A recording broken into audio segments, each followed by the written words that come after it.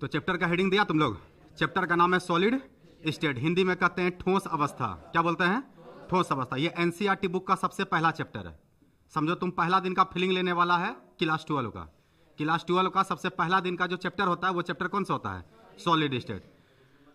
तो जरा ठीक तरीका से ध्यान देगा तुम लोग। सॉलिड स्टेट में हम लोग जानते हैं कि पदार्थ का मुख्य रूप से तीन अवस्था है। मुख्य रूप से क्या अवस्था है? तीन अवस्था, ठोस, द्रव और गैस। ठोस, द्रव और गैस। बोलने के लिए पांच अवस्था बोलते हैं, दो अवस्था और बोलते हैं, प्लाज्मा स्टेट और बोस-आइंस्टीन कंडेंसेट। प्लाज्मा स्टेट और बोस-आइंस्टीन कंडेंसेट। कोई पूछेगा पदार्थ का कुल अवस्था कितना, तो बोलना है 5, लेकिन पूछेगा मुख्य अवस्था कै गो, तो 3 गो, क्योंकि हम लोग ज्यादातर पदार्थ जो अपने रियल लाइफ में देखते हैं वो तीने देखते हैं, चाहे तो वो ठोस में होता है या वो द्रव में होता है वो या फिर गैस में होता है। जैसे मान लो पानी है, तो पानी पी रहे हैं तो वो लोग द्रव में ले रहे हैं, अगर उसको बर्फ बना दिए तो वो ठोस में आ गया, और उसको गर्म कर दिया 100 डिग्री सी पे तो गैस में बदल गया, वेपर में बदल गया। इसका मतलब हम लोग के पास नॉर्मली तो तीन ही अवस्था दिखता है, ठोस, द्रव और गैस। लेकिन तुम इतना जानो कि पदार्थ का दो अवस्था और होता है, उसको डिटेल में पढ़ते हैं लेकिन ग्रेजुएशन में। अभी यहां हम लोग डिटेल में नहीं पढ़ते हैं। तो इस चैप्टर में हम लोग डिटेल में पढ़ेंगे वो ठोस को पढ़ेंगे। किसको पढ़ेंगे? ठोस को। तो जरा ठीक से देखो ठोस, द्रव और गैस को, तो तुमको लगेगा कि ठोस में अणु बहुत नजदीक नजदीक है, एक दूसरे से चिपका हुआ है। इसका मतलब उसमें आकर्षण बल का मान सबसे ज्यादा है। द्रव में बहने का गुण है, द्रव में बहने का, गैस में उड़ने का गुण है। गैस में क्या है? उड़ने का गुण। तो सबसे ज्यादा एनर्जी लेवल होता है गैस का। अगर पूछेगा कि किसके अणु का एनर्जी लेवल सबसे ज्यादा है, किसके मॉलिक्यूल का एनर्जी लेवल गया, तो ठोस को जहां रख दो वो वहीं अस्थिर रहेगा। तो इसका मतलब उसके मॉलिक्यूल का एनर्जी लेवल बहुत कम है। द्रव को यहां गिराएंगे, घड़क के तुम्हारे पास चला जाएगा, नहीं चला जाएगा, तो घड़क के वहां तक जा सकता। इसका मतलब इससे ज्यादा एनर्जी लेवल किसका है? द्रव का। एलपीजी गैस के सिलेंडर को अगर यहां खोल देंगे तो पूरे रूम में फैल जाएगा। इसका मतलब उड़ने का शक्ति किसमें है? गैस में। तो सबसे ज्यादा ऊर्जा होता है गैस का, उससे कम ऊर्जा होता है द्रव का, और सबसे कम ऊर्जा होता है ठोस का। और इतना कम होता है कि एक दूसरे से चिपका हुआ रहता है, अस्थिर रहता है, एक दूसरे से अस्थिर। तो याद रखना, सबसे ज्यादा आकर्षण बल अगर पूछेगा तो वो ठोस में होगा। वो किसमें होगा? ठोस में। तो ठोस में अणुओं और परमाणुओं के बीच का अंतराण्विक बल सबसे ज्यादा होता है, और सबसे ज्यादा होने के कारण ये कठोर होता है। सबसे ज्यादा होने के कारण ये क्या होता है? कठोर। तो इसमें आकर्षण बल का मान सबसे क्या है? ज्यादा है। तो जब ठोस का हम लोग चित्र बनाते हैं तो उसमें अणु को बहुत सटा सटा के दिखाते हैं।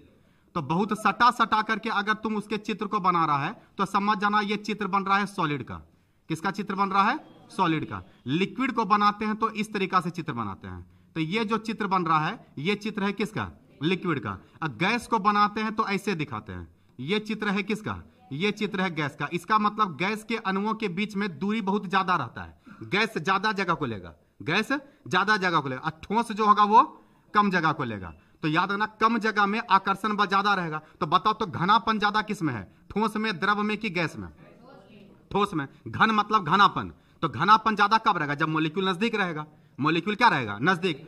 तो याद रखना, जब मॉलिक्यूल नजदीक रहेगा तो बोलेंगे कि उसमें डेंसिटी ज्यादा है। अगर हमसे पूछेगा डेंसिटी सॉलिड का ज्यादा है कि डेंसिटी लिक्विड का ज्यादा है कि डेंसिटी गैस का ज्यादा है, तो बोलेंगे सॉलिड का डेंसिटी सबसे क्या होगा? ज्यादा होगा, और गैस का डेंसिटी सबसे कम होगा। लेकिन अगर पूछेगा एनर्जी लेवल, कि energy level of molecule of solid, energy level of molecule of liquid, और एनर्जी लेवल किसका? गैस का, तो गैस के अणुओं का गतिज ऊर्जा का मान सबसे ज्यादा होता है। इसलिए वो एक जगह पे अस्थिर न रहता, वो ट्रेवल करते रहता है, उड़ते रहता है। पर हम लोग को लिक्विड और गैस पे तो ध्यान ही नहीं देना है। इस चैप्टर का नाम कौन सी है? सॉलिड। तो पूरा ध्यान केवल कौन सी पे देना है? सॉलिड पे देना है। तो अब आते हैं सॉलिड के बारे में। तो जरा ठीक तरीका से समझेगा सॉलिड के बारे में।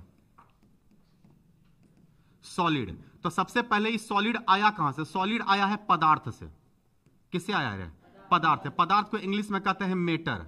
मेटल ने, मेटर, METTER, मेटर। तो मेटर क्या? पदार्थ क्या है? दुनिया की वह सभी वस्तुएं जो कि जगह को छेकता है और जिसका कुछ द्रव्यमान होता है, समझ जाना कि वो पदार्थ है। दुनिया का वो सब वस्तु जो कि जगह को क्या करे? छेके, और जिसका कुछ ना कुछ क्या हो? द्रव्यमान हो, तो समझ जाना वो कौन सी है? समझ जाना वो पदार्थ। जैसे ये पदार्थ है, हम लोग पदार्थ है, ये ब्रेंच पदार्थ है, ये घर पदार्थ है। तो याद रखना, सब कुछ पदार्थ है, यहां तक कि हवा भी पदार्थ है। हवा भी क्या है? पदार्थ। हवा कैसे पदार्थ है? हम लोग हवा बना कौन चीज से? नाइट्रोजन से। हवा में सबसे ज्यादा मात्रा किसका? नाइट्रोजन। हम लोग जानते हैं नाइट्रोजन का द्रव्यमान 14 होता है। तो नाइट्रोजन का द्रव्यमान है ना, ऑक्सीजन होता है, ऑक्सीजन का द्रव्यमान 16 होता है। तो याद रखना, सिलेंडर में गैस भर दो तो सिलेंडर भारी हो जाता है, और गैस निकालो तो सिलेंडर हल्का होता है। इसका मतलब गैस का द्रव्यमान है या नहीं है? है। तो जिसका द्रव्यमान है समझना पदार्थ है, जिसका द्रव्यमान है समझना पदार्थ है। तो ऐसा क्या है जो पदार्थ नहीं है? ऐसा क्या है जो पदार्थ नहीं है? तो याद रखना कि पदार्थ के बाद अगर कुछ दुनिया में बच जाता है तो उसको विकिरण कहते हैं। उसको क्या बोलते हैं? विकिरण। हम बोल रहे हैं और तुम सुन पा रहा है, हम बोल रहे हैं और तुम सुन पा रहा है, तो यहां से जो जा रहा है इसको साउंड बोलते हैं। और यह साउंड क्या है? एनर्जी का एक फॉर्म है। एनर्जी का क्या है? फॉर्म। एनर्जी का एक रूप है। तो याद रखना, एनर्जी का जितना भी रूप है उस सारे को हम लोग विकिरण कहते हैं। सूर्य का प्रकाश पृथ्वी पे आ रहा है, तो सूर्य का जो प्रकाश पृथ्वी पे आ रहा है ये विकिरण है। इसको बोलते हैं रेडिएशन। क्या बोलते हैं? रेडिएशन। तो जो ये पूरे ब्रह्मांड का निर्माण दो चीज से हुआ है। इस पूरे ब्रह्मांड का, पृथ्वी का, सूर्य का, चंद्रमा का, पूरे 9 ग्रह का जो निर्माण हुआ है वो मात्र कई चीज से हुआ है? 2 चीज से। एक का नाम है पदार्थ और दूसरे का नाम है विकिरण। एक का नाम है पदार्थ और दूसरे का नाम कौन सी है? विकिरण। तो पदार्थ क्या है? तो दुनिया का वो सभी वस्तु जिसका कि द्रव्यमान हो और जो जगह को छेकता हो उसको क्या बोल देते हैं? उसको बोल देते हैं पदार्थ। अब पदार्थ के ही अध्ययन को केमिस्ट्री कहते हैं। पदार्थ के ही अध्ययन को केमिस्ट्री कहते हैं, क्योंकि केमिस्ट्री हम पढ़ेंगे सोना क्या है, चांदी क्या है, जल क्या है, कार्बन डाइऑक्साइड क्या है, कार्बन मोनोऑक्साइड क्या है। बात समझ में आ रहा है? तो ठोस, द्रव और गैस, इन तीनों का अध्ययन करवाता है केमिस्ट्री। तो पदार्थ के अध्ययन को क्या बोलते हैं? केमिस्ट्री कहते हैं। और जो विकिरण का अध्ययन करा दे उसको फिजिक्स कहते हैं। जो विकिरण का अध्ययन करा दे वो फिजिक्स, क्योंकि फिजिक्स समझाएगा कि साउंड क्या है, हीट क्या है, टेम्परेचर क्या है, लाइट क्या है। तो ये सब चीज समझाता है कौन? ये सब चीज समझाता है फिजिक्स। तो याद रखना, विकिरण के अध्ययन को क्या बोलते हैं? फिजिक्स कहते हैं। पदार्थ के अध्ययन को केमिस्ट्री कहते हैं। दोनों को मिला दो, पूरा ब्रह्मांड समझने के लिए काफी है। तो पूरा ब्रह्मांड 2 सब्जेक्ट समझा देगा, केमिस्ट्री और फिजिक्स। बात समझ में आ रहा है? तो यहां पर याद रखेगा कि पदार्थ से ही निकला है कौन? सॉलिड। तो क्या है पदार्थ? तो पदार्थ के बारे में पहले ही बात जानो कि दुनिया की वह सभी वस्तु है जो जगह को क्या करता हो? छेकता हो, और जिसका कि कुछ ना कुछ द्रव्यमान हो। समझ जाना कि कौन सी है? पदार्थ। पदार्थ का मुख्य रूप से 3 अवस्था, ठोस, द्रव और गैस। चैप्टर का नाम है सॉलिड। तो अब बात उठता है, सर सॉलिड किसको कहेंगे? तो कहता है पदार्थ की वैसी अवस्था, पदार्थ की वैसी अवस्था जिसका की आकृति और जिसका की आयतन और जिसका द्रव्यमान, इन तीनों का तीनों निश्चित हो। इन तीनों में से कोई नहीं बदले। अगर ये मार्कर गोल है तो हमेशा गोल ही रहेगा। तो याद रखना, इसका आकृति बदलने वाला नहीं है। जब तक तुम इसको हीट नहीं देगा, कुछ नहीं करेगा, तो गोले नहीं रहेगा। इसका मतलब इसका आकृति अपने आप तो बदलने वाला नहीं है। तो कहता है जिसका आकृति निश्चित है, समझ जाइए सॉलिड है। जिसका आयतन निश्चित है। आयतन मतलब कौन चीज सर? लंबाई गुना चौड़ाई गुना ऊंचाई। तो जिसका लंबाई गुना चौड़ाई गुना ऊंचाई का बात करो तो ना तो लंबाई बदलेगा, ना तो चौड़ाई बदलेगा, ना तो ऊंचाई बदलेगा। जो ठोस बन चुका वो तो निश्चित शेप में ना आ गया, और जब निश्चित शेप में आ जाएगा तो लंबाई चौड़ाई ऊंचाई बदलता नहीं। और जब नहीं बदलेगा तो समझ जाना वही कौन चीज है? सॉलिड है। और द्रव्यमान तो किसी में नहीं बदलता है। ठोस का भी द्रव्यमान नहीं बदलेगा, द्रव का भी नहीं बदलेगा, गैस का भी नहीं बदलेगा। जो अमाउंट लेगा वो तो फिक्स हो जाएगा। तो याद रखना, मेन रूप से ई दोनों निश्चित रहेगा। तो क्या लिखेंगे परिभाषा में? पदार्थ की वैसी अवस्था जिसका की आकृति और आयतन ये दोनों निश्चित रहता हो, दोनों नियत रहता हो, दोनों कांस्टेंट होता हो। तो समझ जाना है पदार्थ की ऐसी अवस्था को क्या कहते हैं? सॉलिड कहते हैं। पदार्थ की ऐसी अवस्था क्या बोलते हैं? सॉलिड कहते हैं, ठोस कहते हैं। और ठोस में अणुओं के बीच का आकर्षण बल सबसे ज्यादा होता है, इसके घनत्व का मान सबसे अधिक होता है। घनत्व का मान सबसे अधिक होता है। ऊर्जा सबसे कम होता है। ऊर्जा सबसे कम होता है। घनत्व तो सबसे घनत्व मतलब क्या? घनापन। और ठोस में मॉलिक्यूल नजदीक रहता है, और नजदीक रहेगा तो उसमें घनापन सबसे क्या होगा? सबसे ज्यादा होगा। तो इतना सा बात याद रखेगा किसके बारे में? सॉलिड के बारे में। क्लियर है बात? अब यहां पर से तो छोटा सा इंट्रोडक्शन हो गया। मेन चैप्टर अब शुरू होगा सॉलिड का टाइप से। सॉलिड के टाइप से ध्यान देना जरा। टाइप्स ऑफ सॉलिड, ठोस के प्रकार। ठोस के प्रकार तो क्या है? ठोस के प्रकार तो पहले जानो कि जो ठोस है ये 2 प्रकार का है। ये जो ठोस है ये क्या प्रकार का है? 2 प्रकार का। पहले प्रकार का नाम है crystalline, CRYSTALLINE, crystalline solid. Crystalline solid Hindi में कहते हैं रबेदार ठोस। हिंदी में क्या बोलते हैं? रबेदार ठोस। एक और हिंदी है क्रिस्टलीय ठोस। क्रिस्टलीय ठोस, क्रिस्टलाइन को हिंदी में क्रिस्टल कहते हैं, तो क्रिस्टलीय ठोस। और इसका जो दूसरा प्रकार का नाम है उसका नाम है एमोर्फस। Amorphous solid. तो दूसरे प्रकार का नाम कौन सी है? Amorphous solid. तो ठोस के प्रकार का? ठोस 2 प्रकार का। पहला प्रकार का नाम क्रिस्टलाइन सॉलिड और दूसरे प्रकार का नाम एमोर्फस सॉलिड। हिंदी में कहते हैं रबेदार ठोस और बेरबेदार ठोस। रबेदार ठोस और बेरबेदार ठोस। तो ठोस कितने प्रकार का? 2 प्रकार का। ऑब्जेक्टिव में ही पूछ लेगा ठोस कितने प्रकार के होते हैं, आंसर टिक करेंगे 2 प्रकार के होते हैं। कितने प्रकार के? 2 प्रकार के होते हैं। तो क्रिस्टलीय ठोस और ओ क्रिस्टलीय ठोस। क्रिस्टलीय ठोस और ओ क्रिस्टल कई प्रकार हो गया? 2 प्रकार हो गया। तब समझना होगा कि क्रिस्टलीय ठोस क्या होता है, ओ क्रिस्टलीय ठोस क्या होता है। तो जरा ठीक से समझेगा। कहता है वैसा ठोस जो ठोस के असली गुण को रखता हो। असली गुण मतलब जो हार्ड होता हो, जो थोड़े थोड़े टाप पे पिघलता नहीं हो, जो एकदम हार्डनेस को दिखाएगा, जिसका कि दाना दाना हार्ड होगा, जितना भी महीन कर दो, कितना भी महीन कर दो, वो बता देगा कि हम हार्ड हैं, तो समझ जाना कि वो जाएगा किस में, क्रिस्टलाइन में। लेकिन जो थोड़े थोड़े ताप पे पिघल जाएगा, तुम थोड़ा सा टेम्परेचर दिया बरक गया, फिर थोड़ा सा टेम्परेचर दिया बरक गया, तो समझ जाना वो चला गया कौन सी में, वो चला गया एमोर्फस में। किस में चला गया, एमोर्फस में। फिर से समझो, सपोज करो कि एक हाथ में लोहा ले लिए और एक हाथ में मोमबत्ती ले लिए और दोनों को आग में डाल दिया, तो लोहा पिघल के गिरने लगेगा, तब मोमबत्ती पिघल के गिरने लगेगा। इसका मतलब लोहा थोड़े थोड़े ताप पे पिघलता नहीं है, तो समझ जा जो थोड़े थोड़े ताप पे नहीं पिघल रहा है, समझ जा क्रिस्टलाइन है, समझ जा कौन सी है, क्रिस्टलाइन। लेकिन मोमबत्ती कैंडल जो है वो तो थोड़े थोड़े ताप पे क्या होता है, पिघल जाता है, तो समझ जाओ चल जाएगा किस में, एमोर्फस में। बात समझ आ रहा है। या दूसरा एग्जांपल समझो, जैसे प्लास्टिक लेते हैं, प्लास्टिक लेते हैं तो प्लास्टिक को तुम जितना भाग आग में डालेगा उतना भाग बरक जाएगा। तुम पन्नी ले आओ मार्केट से, जिसमें हम लोग सब्जी खरीद के लाते हैं या फिर कपड़ा लेकर के आते हैं, तो उसमें उसको तुम जैसे आग में डालेगा तो उतना सा भाग क्या होता है, बरक जाता है। तो वो थोड़े थोड़े ताप पे क्या हो रहा है, पिघल रहा है, तो पिघल रहा है। तो समझ जाओ जितना भी प्लास्टिक जैसा सामान है वो सब एग्जाम्पल किसका, एमोर्फस का। तो याद रखना जितना भी एमोर्फस का एग्जाम्पल है ना, सब पॉलीमर है। जितना भी एमोर्फस का एग्जाम्पल है सबका सब कौन चीज है, पॉलीमर है। तो जैसे इसके एग्जाम्पल में आता है PVC, polyvinyl chloride, polyvinyl chloride, तो ये आता है एग्जाम्पल एमोर्फस में। इसी के एग्जाम्पल में आएगा रबर, RUBBER, रबर। इसी के एग्जाम्पल में आएगा प्लास्टिक, इसी के एग्जाम्पल में आएगा ग्लास, GLASS। तो याद रखना इस सारा एग्जाम्पल है कौन सी का है, इस सारा एग्जाम्पल है एमोर्फस का। किसका एग्जाम्पल है, एमोर्फस का एग्जाम्पल है, एमोर्फस का एग्जाम्पल है। लेकिन क्रिस्टलाइन किसको बोलेंगे, वैसा सब कुछ जिसका की फार्मूला हो और जो तुमको पीरियोडिक टेबल में दिख रहा है, केमिस्ट्री में दिख रहा है।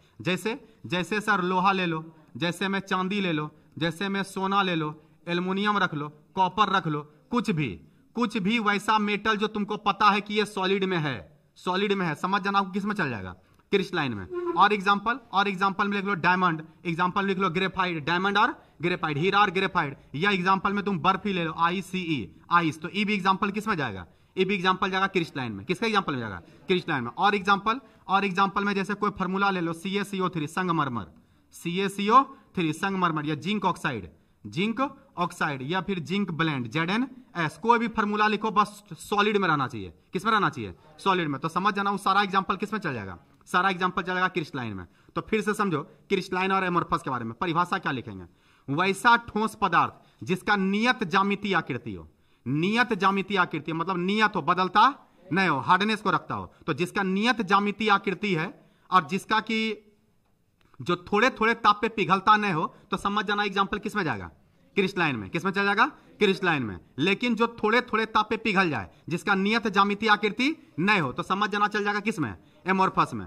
तो क्या लिखेंगे एमोर्फस में, वैसा ठोस पदार्थ जिसका कि कोई नियत ज्यामितीय आकृति नहीं होता हो, जिसका कोई नियत ज्यामितीय आकृति नहीं होता, अर्थात जो थोड़े थोड़े ताप पर पिघल जाता हो, तो समझ जाना वो एग्जांपल चल जाएगा किस में, वो चला जाएगा एमोर्फस में, वो चला जाएगा किस में, एमोर्फस में। एक तरफ क्या करो, नमक ले लो, नमक को उंगली पे रगड़ो, तो नमक को जब उंगली पे रगड़ेगा तो तुमको दिखाएगा कि हम चुभ रहे हैं, वो तुमको हार्ड दिखाएगा। लेकिन एक हाथ में टेल्कम पाउडर ले लो, टेल्कम पाउडर बोलते हैं डब्बा वाला दूध, बच्चा लोग जो पीता है, तो टेल्कम पाउडर को अगर उंगली पे रगड़ेगा तो वो चिकना लगेगा, वो सॉफ्ट लगेगा, वो स्लिप करेगा। तो जो स्लिप कर रहा है समझ जाना कौन सी है, एमोर्फस है। और जो हार्ड दिखा रहा है समझ जाना कौन सी है, क्रिस्टलाइन है। नमक का रहा हमको तुम कितना भी महीन कर दो, गर्दा उड़ा दो, गर्दों को भी तुम छुएगा ना तो वो भी तुमको हार्डनेस का एहसास करवा देगा।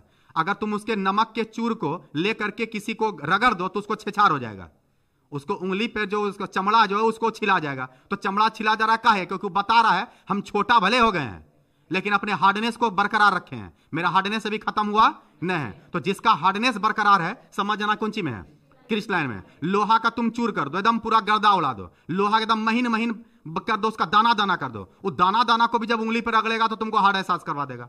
तो याद रखना कि उसका दाना दाना जो था ना वो भी बताता है कि हम हार्ड, हम छोटा भले हुए हैं लेकिन अपने हार्डनेस को छोड़े नहीं। और अगर हार्डनेस को नहीं छोड़ा है तो समझ जाना क्रिस्टलाइन है, क्योंकि वो एक्यूरेट टेम्परेचर पिघलता है। बर्फ को इसमें काहे रखा है, क्योंकि बर्फ का पता कि 100 डिग्री सी पे जमेगा और 0 डिग्री सी पे उबलेगा। तो याद रखना कि जो एक्यूरेट टेम्परेचर पता हो, जिसका टेम्परेचर पते नहीं हो, समझ जाना एमोर्फस है, क्योंकि वो हल्का हल्का ताप पे पिघलता है, उसका कोई फिक्स टेम्परेचर नहीं है। लेकिन जिसका टेम्परेचर फिक्स है कि इतने पे उबलेंगे इतने पे जमेंगे, तो समझ जाना वो चल जाएगा किसमें, क्रिस्टलाइन में। लेकिन जो एक्यूरेट टेम्परेचर पे एक्यूरेट टेम्परेचर नहीं है तो समझ जाना वो चल जाएगा किसमें, एमोर्फस में। क्या बात समझ में आ गया। तो ठोस कितने प्रकार का, 2 प्रकार। इसमें असली ठोस कौन है, क्रिस्टलाइन। इसमें असली ठोस कौन है, क्रिस्टलाइन। तो याद रखना, ये जो क्रिस्टलाइन सॉलिड है इसी को हम लोग ट्रू सॉलिड भी कहते हैं, ट्रू सॉलिड, या फिर इसी को हम लोग रियल सॉलिड भी कहते हैं, रियल सॉलिड। तो इसको तुम ट्रू सॉलिड बोलो या कौन सी बोलो, रियल सॉलिड बोलो। एमोर्फस सॉलिड नकली ना है, और नकली को कहते हैं छदम। छदम मतलब सूडो, PSEUDO, पी साइलेंट पढ़ते हैं सूडो, तो सूडो सॉलिड। तो याद रखना एमोर्फस सॉलिड का ही दूसरा नाम कौन सी है, सूडो सॉलिड। तो याद रखना, इसको बोलते हैं रबेदार, इसको बोलते हैं बेरबेदार, इसको बोलते हैं वास्तविक ठोस, इसको बोलते हैं छदम ठोस। छदम मतलब छल कर लिया, ठोस था लेकिन ठोस का गुण रखा न है। अब पन्नी है, अब पन्नी बोलने को तो ठोस है लेकिन मोड़ दो तो मुड़ जाता है, तो फिर काहे का सॉलिड। सॉलिड तो वो ना जिसमें हार्डनेस हो। तो कहता है कि प्लास्टिक है, रबर है, रबर मान लो जो बालूल में बांधा जाता है, उसको खींचोगे तो तना जाएगा, अब फिर छोड़ोगे तो अपने ओरिजिनल शेप में आ जाएगा। तो इसका मतलब कहने को तो वो ठोस है लेकिन उसमें फैलने का गुण है। उसमें किसका गुण है, फैलने का। तो कहता है वो असली ठोस का गुण रखता नहीं, और जब नहीं रखता है तो चल जाएगा कौन सी में, एमोर्फस में, सूडो में चला जाएगा। बात समझ में आ रहा है। एगो केमिकल काइनेटिक्स में भी सूडो पढ़े थे हम लोग, सूडो फर्स्ट ऑर्डर रिएक्शन, छदम प्रथम कोटि अभिक्रिया, चीनी पानी मिलाए थे तो ग्लूकोज फ्रुक्टोज बना था, है ना फिलहाल। तो याद है ना, यहां पर भी छदम है। क्या इतना बात समझ में आ गया। तो ठोस का क्या प्रकार हो गया, दो प्रकार। तो ये तो नकली, और नकली का इस चैप्टर में कोई काम नहीं, इसको पढ़ेंगे ऑर्गेनिक में। इसको पढ़ेंगे किस में, ऑर्गेनिक। तो ऑर्गेनिक का जब चैप्टर आएगा पॉलीमर चैप्टर, तो वहां पे डिटेल में जाएंगे किस में, पॉलीमर में। तो इसका इसमें जाएंगे एमोर्फस में। अभी जो हम लोग को डिटेल में पढ़ना है वो किसको पढ़ना है, क्रिस्टलाइन। तो अब जो पूरा चैप्टर में छाया रहेगा वो केवल क्रिस्टलाइन। इसका खेल परिभाषा में ही लिख करके क्या हो जाएगा, खत्म। अंतर पूछता है, क्रिस्टलीय ठोस और ओ क्रिस्टलीय ठोस में अंतर बताएं। क्रिस्टलीय ठोस और ओ क्रिस्टलीय ठोस में क्या बताएं, अंतर। कम से कम 5 अंतर लिखना पड़ेगा, कम से कम क्या अंतर, 5 अंतर। अभी अंतर ही पढ़ाएंगे। क्या यहां तक बात समझ गया, पहले यहां तक लिखते हैं हम लोग। चैप्टर का नाम लिख लिया तुम लोग, ठोस। तो इसका मतलब बता रहे ठोस आया किस चीज से था, ठोस आया है कौन चीज से, पदार्थ से। तो चैप्टर शुरू कौन चीज से होगा, पदार्थ से होगा। चैप्टर किससे शुरू होगा, पदार्थ से। पहला क्वेश्चन लिख, पदार्थ क्या है। पहला क्वेश्चन लिख रहे पदार्थ क्या है। पहला क्वेश्चन लिखेगा पदार्थ क्या है। क्वेश्चन लिखा गया, पदार्थ क्या है। लिख आंसर में, आंसर में लिखना, दुनिया में उपस्थित वैसी वस्तु, दुनिया में उपस्थित वैसी वस्तु, दुनिया में उपस्थित वैसी वस्तु जिसका, दुनिया में उपस्थित वैसी वस्तु जिसका द्रव्यमान, जिसका द्रव्यमान, दुनिया में उपस्थित वैसी वस्तु जिसका द्रव्यमान हो, दुनिया में उपस्थित वैसी वस्तु जिसका द्रव्यमान हो और जो जगह को छेकता हो, और जो जगह को छेकता हो, और जो जगह को छेकता हो, उसे उसे उसे पदार्थ कहते हैं, उसे पदार्थ कहते हैं। दुनिया में उपस्थित वैसी वस्तु जिसका द्रव्यमान हो और जो जगह को छेकता हो, उसे पदार्थ कहते हैं। पैराग्राफ चेंज करके, पदार्थ के मुख्य 3 अवस्था, पदार्थ के मुख्य 3 अवस्था होते हैं। पदार्थ के मुख्य 3 अवस्था होते हैं। पदार्थ के मुख्य 3 अवस्था होते हैं। पहला लिखो सॉलिड,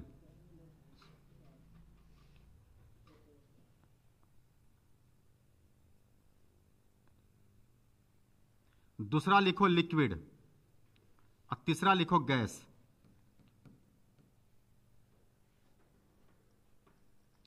पहला लिखेगा सॉलिड, दूसरा लिखेगा लिक्विड, तीसरा लिखेगा गैस। ठोस, द्रव और गैस, ठोस, द्रव और गैस। बोलने के लिए 5 को बोल देता है पर वो दोनों का काम कभी पड़ता नहीं है। तो एक का नाम है बोस आइंस्टीन, कंडेंसेट, वैज्ञानिक का नाम है, हिंदी में कौन सी लिखेगा इसको तो, ठीक ना। और एक का नाम है plasma, plasma state. Plasma state. तो बोलने के लिए 5 प्रकार है, लेकिन मेन काम का 3 गो रहता है, और अभी इस चैप्टर में काम केवल किसका है? सॉलिड का है। क्या लिखा गया? तो पदार्थ का मुख्य क्या अवस्था? 3 अवस्था, ठोस, द्रव और गैस। तो हम लोग का चैप्टर कौन सी है? सॉलिड। तो अब क्वेश्चन लिखो ठोस। अगला क्वेश्चन लिख रहे ठोस। अगला क्वेश्चन लिखेगा ठोस क्या है, इसके प्रकार का वर्णन करें। ठोस क्या है, इसके प्रकार का वर्णन करें। ठोस क्या है, इसके प्रकार का वर्णन करें। लिखा गया? ठोस क्या है, इसके प्रकार का वर्णन करें। तो लिख आंसर में। पदार्थ की वैसी अवस्था, पदार्थ की वैसी अवस्था, पदार्थ की वैसी अवस्था, पदार्थ की वैसी अवस्था जिसका द्रव्यमान, कोमा आकृति एवं आयतन। पदार्थ की वैसी अवस्था जिसका द्रव्यमान, कोमा आकृति एवं आयतन तीनों नियत रहता हो, तीनों नियत रहता हो। पदार्थ की वैसी अवस्था जिसका द्रव्यमान, आकृति एवं आयतन तीनों नियत रहता हो, एवं जिसके अंतराण्विक बल का मान सबसे अधिक हो, एवं जिसके अंतराण्विक बल, इंटरमोलिक्यूलर फोर्स, एवं जिसके अंतराण्विक बल का मान सबसे अधिक हो, एवं जिसके अंतराण्विक बल, एवं जिसके अंतराण्विक बल का मान सबसे क्या हो रहे? अधिक हो, उसे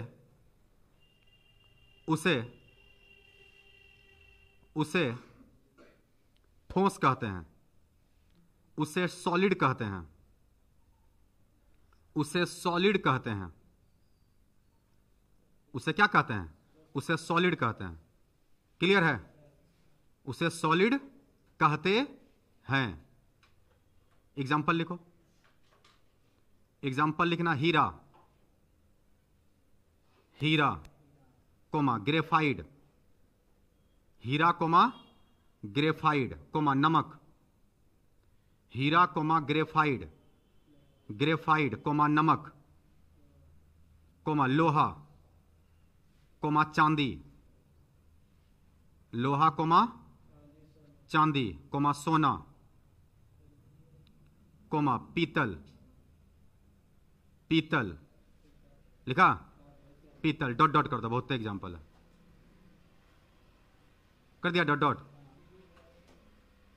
हाँ, तो बताओ ठोस का घनत्व तो ज्यादा कि कम? ठोस का घनत्व तो ज्यादा, क्योंकि उसमें मॉलिक्यूल सटा सटा रहता है।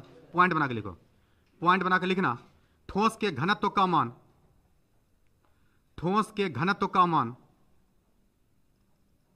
ठोस के घनत्व का मान द्रव और गैस से अधिक होता है। ठोस के घनत्व का मान, ठोस के घनत्व का मान द्रव और गैस से क्या होता है रे? ठोस के घनत्व का मान द्रव और गैस से अधिक होता है। ठोस के घनत्व का मान द्रव और गैस से क्या होता है? अधिक होता है। क्लियर है?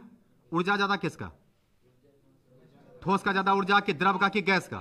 गैस का। तब ना गैस का मॉलिक्यूल अस्थिर नहीं रहता है, उड़ते रहता है। तो गैस के अणुओं के गतिज ऊर्जा का मान सबसे अधिक होता है। अगला पॉइंट लिखो, सेकंड पॉइंट लिखना। गैस के अणुओं के गतिज ऊर्जा का मान, गैस के अणुओं के गतिज ऊर्जा का मान, गैस के अणुओं के गतिज ऊर्जा का मान सबसे अधिक होता है। गैस के अणुओं के गतिज ऊर्जा का मान, गतिज ऊर्जा काइनेटिक एनर्जी, गतिज ऊर्जा का मान सबसे अधिक होता है। गैस के अणुओं के गतिज ऊर्जा का मान सबसे क्या होता है? अधिक। तो यह है इंट्रोडक्शन। यहां से क्वेश्चन आता जाता नहीं है, क्वेश्चन आता है इसके प्रकार से। कहां से आता है? इसके प्रकार से। तो यहां से क्वेश्चन आएगा ठोस के प्रकार। तो लिखो हेडिंग दो टाइप्स ऑफ सॉलिड, ठोस के प्रकार। हेडिंग देना रे types of solid, types of solid, ठोस के प्रकार। टाइप्स ऑफ सॉलिड, ठोस के प्रकार, ठोस के प्रकार। कई प्रकार है ठोस का? 2 प्रकार। लिखो डैश देके, डैश देके लिखना। ठोस के 2 प्रकार होते हैं, ठोस के 2 प्रकार होते हैं, ठोस के 2 प्रकार होते हैं, ठोस के 2 प्रकार होते हैं। पहला लिखो, पहला लिखना क्रिस्टलाइन सॉलिड, रवेदार ठोस। पहला नंबर लिखो रे क्रिस्टलाइन, CRYSTALLINE, क्रिस्टलाइन सॉलिड। पहले प्रकार का नाम लिखो क्रिस्टलाइन सॉलिड। हिंदी लिखना रवेदार ठोस, रवेदार ठोस। या एक और हिंदी है क्रिस्टलीय ठोस, रवेदार ठोस या क्रिस्टलीय ठोस। और एक और हिंदी है वास्तविक ठोस, रियल ठोस यही ना है, वास्तविक ठोस, ट्रू सॉलिड। लिख लिया क्या? तो इंग्लिश में भी 3 गो नाम है, क्रिस्टलाइन सॉलिड या ट्रू सॉलिड या रियल सॉलिड। ये सब नाम है कौन सी का? क्रिस्टलाइन का। एनसीईआरटी में यही लिखा क्रिस्टलाइन। क्या लिखा गया? ये पहला प्रकार हो गया। दूसरा प्रकार का नाम लिख एमोर्फस। दूसरे प्रकार का नाम लिखना रे amorphous solid, AMORPHOUS, PHOUS, amorphous solid, amorphous solid. Hindi में कहते हैं बेरवेदार ठोस। वो रवेदार है और ये बेरवेदार है। बेरवेदार ठोस, बेरवेदार ठोस। या एक और हिंदी है ओ क्रिस्टलीय ठोस। उसको क्रिस्टलीय बोलते थे, इसको क्या बोलते हैं? ओ क्रिस्टलीय, ओ क्रिस्टलीय ठोस, ओ क्रिस्टलीय ठोस। और इंग्लिश में नाम कौन सी हो गया? इंग्लिश में नाम हो गया एमोर्फस सॉलिड, या कौन सी हो गया? Pseudo solid. अच्छा, इसको क्रिस्टलाइन बोलते थे, इसको नॉन क्रिस्टलाइन नहीं बोल पाएंगे। इसी को क्या बोल देंगे? Non crystalline solid. तो याद रखना एमोर्फस सॉलिड का ही तीसरा नाम कौन सी है? Non crystalline solid, non crystalline solid. तो ये क्रिस्टलाइन था तो ये उसका उल्टा है, तो ये नॉन क्रिस्टलाइन है, ओ क्रिस्टलीय। ये क्रिस्टलीय है तो ये ओ क्रिस्टलीय। क्या हो गया? यहां तक हो गया। ये सब तो नाम हुआ। क्वेश्चन पूछेगा 2 नंबर में कि क्रिस्टलीय ठोस किसे कहते हैं, उदाहरण दे।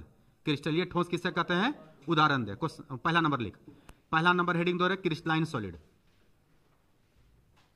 पहला नंबर हेडिंग देगा क्रिस्टलाइन सॉलिड।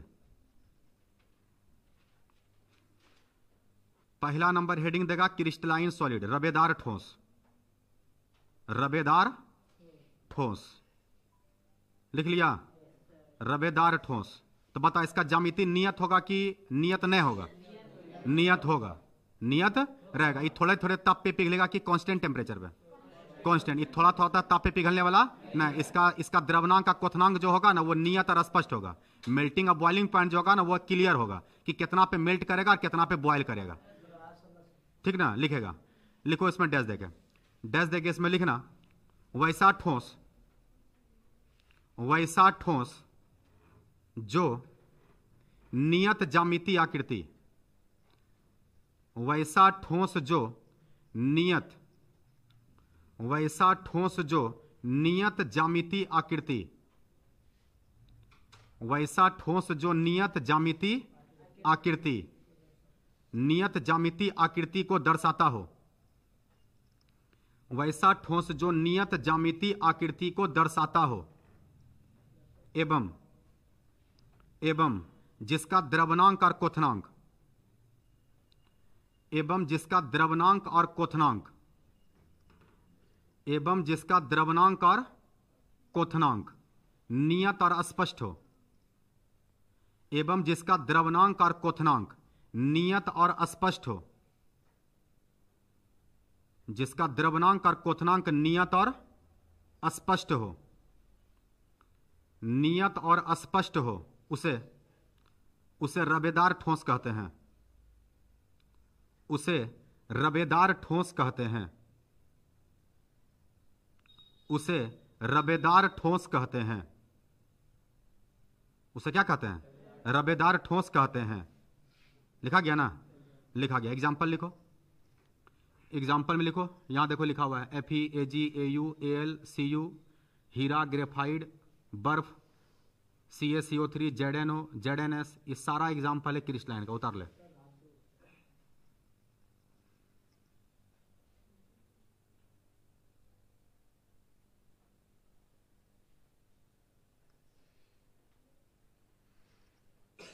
लोहा, तांबा, चांदी, सोना, कॉपर, हीरा, ग्रेफाइट, बर्फ, संगमरमर, CaCO3, ZnO और ZnS। क्या इतने हैं कि और भी होगा? और भी होगा। तुम पीतल लिख लो, कांसा लिख लो, सोडियम लिख लो, कैल्शियम लिख लो। दांत भी इसके एग्जाम्पल में आएगा। दांत बनाया कौन चीज का? कैल्शियम से, है ना, तो वो भी इसके एग्जाम्पल में आ जाएगा। दांत और हड्डी का निर्माण कौन करता है? कैल्शियम।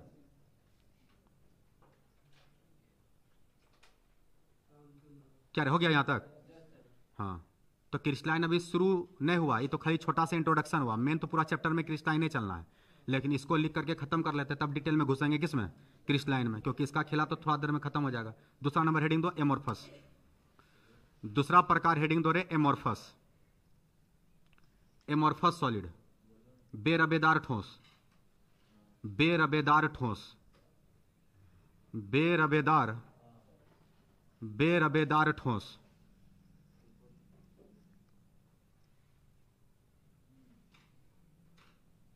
लिखा गया? रे हाँ नहीं, बंद कर। अदा क्लास रिकॉर्डिंग चलता है, फिर भी तुम लोगों को नया समझ में आता है। लिख लिया? क्या हेडिंग दिया? एमोर्फस सॉलिड, बेरबेदार ठोस। लिखो डैश देके, वैसा ठोस, वैसा ठोस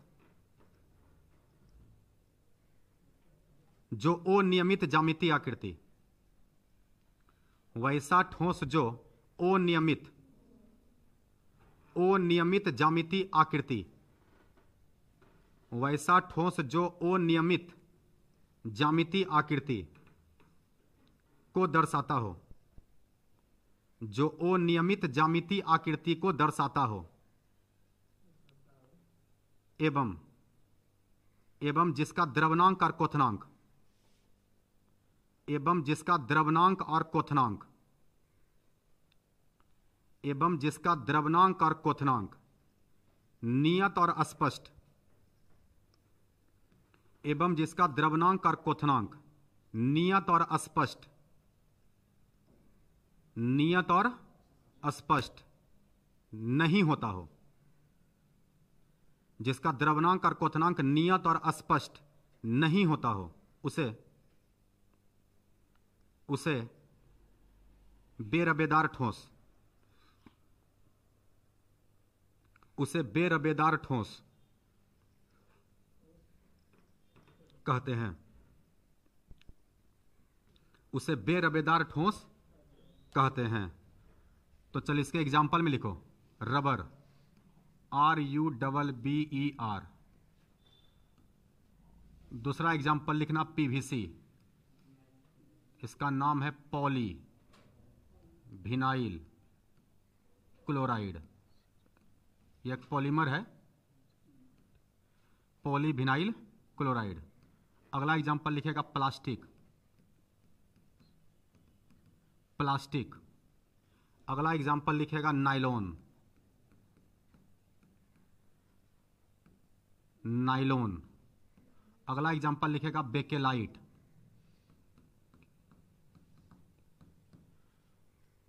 बेकेलाइट। जितना भी टाइप का पॉलीमर है सब इसके एग्जाम्पल में आ जाता है। और इंपॉर्टेंट एग्जाम्पल में से है गिलास। गिलास ऐसा एग्जाम्पल है जो बिहार बोर्ड में 4 बार पूछ चुका है कि गिलास किसका एग्जाम्पल है। याद रखना, गिलास एग्जाम्पल है कौन सी का? बेरबेदार ठोस का।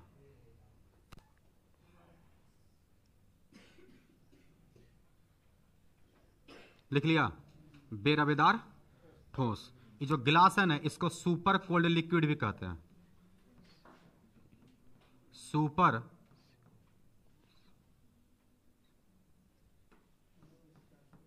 Cold liquid. तो याद ना, गिलास का ही दूसरा नाम कौन सी है? सुपर कोल्ड लिक्विड, पूरा रूप से जमा हुआ रहता है। तो ये सारा एग्जाम्पल है किसका? एमोर्फस का। किसका एग्जाम्पल है? एमोर्फस का। पर इससे ज्यादा इंपॉर्टेंट है दोनों के बीच अंतर, दोनों के बीच में अंतर। वीवीआई क्वेश्चन है, क्रिस्टलीय ठोस और ओ क्रिस्टलीय ठोस में अंतर स्पष्ट करें। अगला क्वेश्चन लिख, अगला क्वेश्चन लिखना, क्रिस्टलीय ठोस तथा ओ क्रिस्टलीय ठोस में अंतर स्पष्ट करें। क्रिस्टलीय ठोस,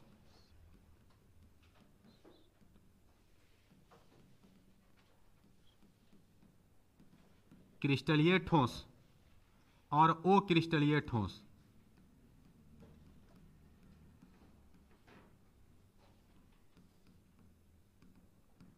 क्रिस्टलीय ठोस और ओ क्रिस्टलीय ठोस में अंतर स्पष्ट करें। वीवीआई कर देना। क्रिस्टलीय ठोस और ओ क्रिस्टलीय ठोस में अंतर स्पष्ट करें। क्रिस्टलीय ठोस और ओ क्रिस्टलीय ठोस में अंतर स्पष्ट करें। दो कॉलम बना दो, एक तरफ लिख दो रवेदार ठोस, दूसरे तरफ कर दो बेरवेदार ठोस। दो कॉलम बनाओ, एक तरफ लिखो रवेदार ठोस और दूसरे तरफ लिखेगा बेरवेदार ठोस। रवेदार ठोस और बेरवेदार ठोस। तो पहले समझ लो फिर लिखवाते हैं। चल ध्यान देना यहां पे, रवेदार ठोस और बेरवेदार ठोस। सबसे पहला बात, रवेदार ठोस किसको बोलेंगे? जिसका नियत ज्यामितीय आकृति होगा। तो इसमें लिखेंगे हम लोग जिसका नियत ज्यामितीय आकृति होता है उसे क्या कहते हैं? Crystalline solid. और इसमें क्या लिखेंगे? इसमें लिखेंगे कि जिसका नियत ज्यामितीय आकृति नहीं होता, तो इसमें लिखेंगे जिसका अनियमित ज्यामितीय आकृति होता है उसको बोल देते हैं एमोर्फस। एक अंतर तो परिभाषा से आ गया, दूसरा अंतर ही परिभाषा से ही ले लेंगे। लिखेंगे कि इसका द्रव्यनांक और क्वथनांक जो होता है वो नियत और अस्पष्ट होता है। इसका द्रव्यनांक का क्वथनांक नियत और अस्पष्ट होता है, मेल्टिंग और बॉइलिंग पॉइंट शार्प होता है। लेकिन इसमें क्या लिखेंगे? इसमें लिखेंगे इसका द्रव्यनांक का क्वथनांक नियत और अस्पष्ट नहीं होता है। तो दो अंतर तो परिभाषा से ही निकल गया। अब तीसरा अंतर से जरा ठीक से ध्यान देना। यहां ध्यान दो, ये जो क्रिस्टलाइन सॉलिड है ये होता है long range order. Long range order, ये लॉन्ग रेंज ऑर्डर को बताता है। और ये जो है ये बताता है शॉर्ट रेंज ऑर्डर।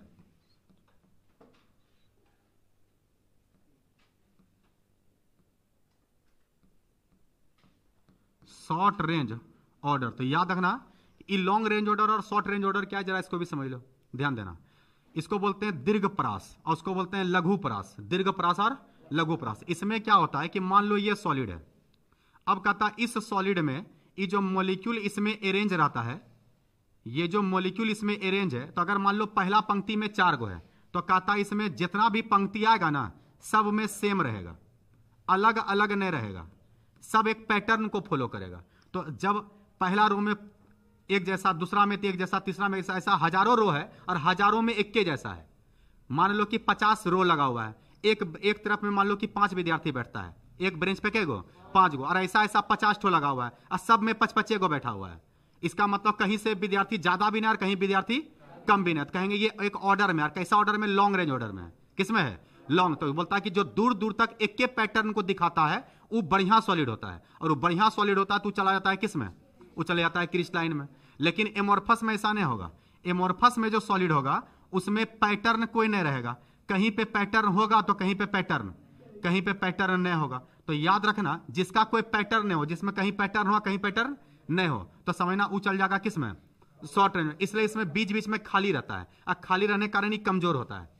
खाली रहने के कारण क्या होता है? कमजोर। तो ई वाला सॉलिड कमजोर होता है जबकि ई वाला सॉलिड ज्यादा मजबूत रहता है। तो रीजन इसका पैटर्न अच्छा से फॉलो करता है, इसमें कहीं खाली नहीं रहता है। खाली रहता है तो कम जगह खाली रहता है। खाली तो सब ठोस में रहता है लेकिन कम जगह खाली रहता है, लेकिन इसमें ज्यादा जगह खाली रहता है। इसका कोई पैटर्न नहीं रहता है, इसी कारण से इसको नाम कौन सी दे दिया है?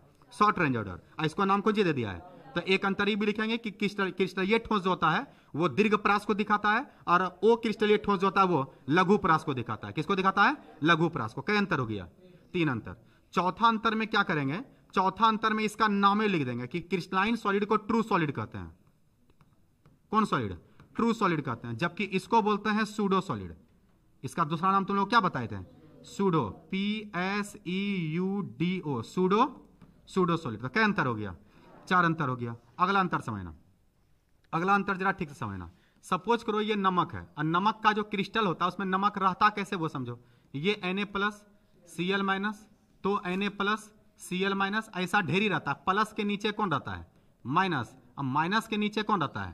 प्लस। और इसी तरह से इसी तरीका से ये अरेंज होते जाता है और एक बड़े क्रिस्टल का बड़े नमक के टुकड़ा का क्या कर लेता है? निर्माण। तो ई है धनायन, एक है ऋणायन। तो होता क्या है कि इस सब के बीच में एक फोर्स होता है। ये सब एक दूसरे से चिपका रहता है, एक दूसरे से एक आकर्षण बल से क्या रहता है? जुड़ा रहता है। तो अब समझना जरा ठीक तरीका से। इसमें क्या हुआ कि जब तुम इस दिशा में गया तो तुमको प्लस माइनस मिला। जब तुम इस दिशा में आया तो तुमको माइनस माइनस मिला। जब तुम इस दिशा में गया तो तुमको प्लस और प्लस मिला। तो इसमें दिशा के बदलने पे गुण बदल जाता है। दिशा के बदलने पे गुण बदल जाता है, इसलिए इसको बोलते हैं ओ समदैशिक। क्या बोलते हैं? ओ समदैशिक। इंग्लिश में कहते हैं एनआइसोट्रोपिक।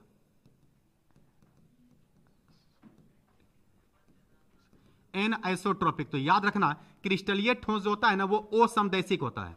ओ समदैशिक का क्या मतलब? सम मतलब बराबर और दिशा मतलब दिशा से बात कर रहा है। तो जब दिशा के बदलने पर उसका गुण क्या हो जाए? बदल जाए। तो जिसके दिशा के बदलने पर गुण बदल जाता है उसको बोलते हैं ओ समदैशिक। क्या बोलते हैं? ओ समदैशिक। लेकिन एमोर्फस में ऐसा नहीं होता है। एमोर्फस में होता क्या है कि जैसे ये पॉलीमर है, तो पॉलीमर है तो मान लो एक ही चीज पॉलीमर में बार बार रिपीट करता है, तो ए ही जुड़ते रहता है किससे? ए से। तो जब एक ही चीज बार बार रिपीट करेगा तुम जिधर जाओ उधर सेम चीज रहेगा। तो जैसे पॉलीथीन के मोनोमर का जो नाम होता है वो होता है इथीन। तो इथीन ही बार बार रिपीट कर रहा है। इथीन ही बार बार क्या कर रहा है? रिपीट कर रहा है। जब एक ही चीज बार बार रिपीट करेगा तो कहता है तुम कोई दिशा में जाओ, ऐसे जाओगे तब भी ए मिलेगा, ऐसे आओगे तब भी ए मिलेगा, ऐसे जाओगे तब भी ए मिलेगा। तो कहता है दिशा के बदलने पे इसके गुण में कोई परिवर्तन नहीं होता है, इसलिए इसको बोलते हैं समदैशिक। क्या बोलते हैं? समदैशिक। इंग्लिश में कहते हैं आइसोट्रोपिक। तो याद रखना ई होता है समदैशिक, एमोर्फस कौन सी होता है? समदैशिक। और क्रिस्टलाइन कौन सी होता है? ओ समदैशिक। और इस पर बिहार बोर्ड में दो बार ऑब्जेक्टिव पूछ चुका है कि कौन समदैशिक और कौन ओ समदैशिक है। तो इस बात की इंपॉर्टेंट लाइन है, ध्यान रखना जरा कि क्रिस्टलाइन जो होता है, क्रिस्टलीय जो होता है वो ओ समदैशिक होता है और एमोर्फस जो होता है वो कौन सी होता है? समदैशिक होता है। याद रहेगा। अब बाकी अगर एक अंतर और लिखना हो तो दोनों का एग्जाम्पल लिख देना। दोनों क्या लिख देगा? एग्जाम्पल। इसके एग्जाम्पल में क्या क्या लिखेंगे? NaCl लिखेंगे, डायमंड लिखेंगे, ग्रेफाइट लिखेंगे, आइस लिखेंगे, है ना। इसके एग्जाम्पल में क्या लिखेंगे? PVC लिखेंगे, नाइलॉन लिखेंगे, टेफ्लॉन लिखेंगे, है ना, बेकेलाइट लिखेंगे, प्लास्टिक लिखेंगे, रबर लिखेंगे, ग्लास लिखेंगे। ये सारा एग्जाम्पल किस में? तो इतना अंतर लिखेगा, इसी अंतर पे 3 नंबर रहता है। क्या नंबर रहता है? 3 नंबर। लॉन्ग क्वेश्चन को 2 भाग में तोड़ता है। स्टूडेंट सोचता है कि 3 नंबर का क्वेश्चन कहां मिलेगा? मिलता है 3 नंबर का क्वेश्चन। शॉर्ट क्वेश्चन जो पूछा वो तो पूछबे किया। लॉन्ग क्वेश्चन में केमिस्ट्री का जो लॉन्ग क्वेश्चन आता है ना उसमें एक क्वेश्चन 5 नंबर का नहीं पूछता है, वो 5 नंबर को तोड़ देता है। कई क्वेश्चन में? 2 क्वेश्चन में। एगो को बनाता है 3 नंबर का, एगो को बनाता है 2 नंबर का। शायद कोई क्वेश्चन मिलता है केमिस्ट्री में जो कितना नंबर का मिलेगा? 5 नंबर का। तुमको 6 गो लॉन्ग पूछेगा और 6 में से जवाब कितना का देना है? 3 गो का। लेकिन तुमको पता चलेगा कि 6 में से ओरिजिनल जो 5 नंबर का क्वेश्चन है वो 2 गो रहेगा। कोई चाहे तो तुमको पूछ देगा प्रथम कोटि के लिए दर स्थिरांक का व्यंजक प्राप्त करें, या एल्युमिनियम का निष्कर्षण, या लोहा का निष्कर्षण। बात समझ में आ रहा है? तो इस टाइप का जो क्वेश्चन पूछता है वो डायरेक्ट 5 नंबर में आ जाता है। लेकिन उसके बाद जितना भी क्वेश्चन पूछता है ना उसको तोड़ देता है कई पार्ट में? 2 पार्ट में। एगो को बनाता है 3 नंबर का, एगो को बनाता है 2 नंबर का। बात समझ में आ रहा है? तो ये जो क्वेश्चन पूछता है कै नंबर में पूछता है? 3 नंबर में। तो 3 नंबर में पूछता है तो कम से कम तुमको 5 से 6 अंतर वहां पर लिखना पड़ेगा। एक अंतर पे आधा नंबर, एक अंतर पे क्या नंबर? आधा नंबर मिलता है। तो क्वेश्चन लिखवा दिया तुम लोग को ना? लिखवा दिया। तो कॉलम में लिख रहे पहला नंबर में, पहला नंबर में लिखना यह नियत ज्यामिति आकृति, यह नियत ज्यामिति आकृति को दर्शाते हैं। क्रिस्टलाइन में डिफिनिट ज्योमेट्रिकल शेप को दर्शाते हैं। यह नियत ज्यामिति आकृति को दर्शाते हैं। यह नियत ज्यामिति आकृति को दर्शाते हैं। लिखा पहला नंबर में। दूसरे साइड लिखो यह अनियमित, यह अनियमित ज्यामिति आकृति को दर्शाते हैं। यह अनियमित ज्यामिति आकृति को दर्शाते हैं। यह अनियमित ज्यामिति आकृति को दर्शाते हैं।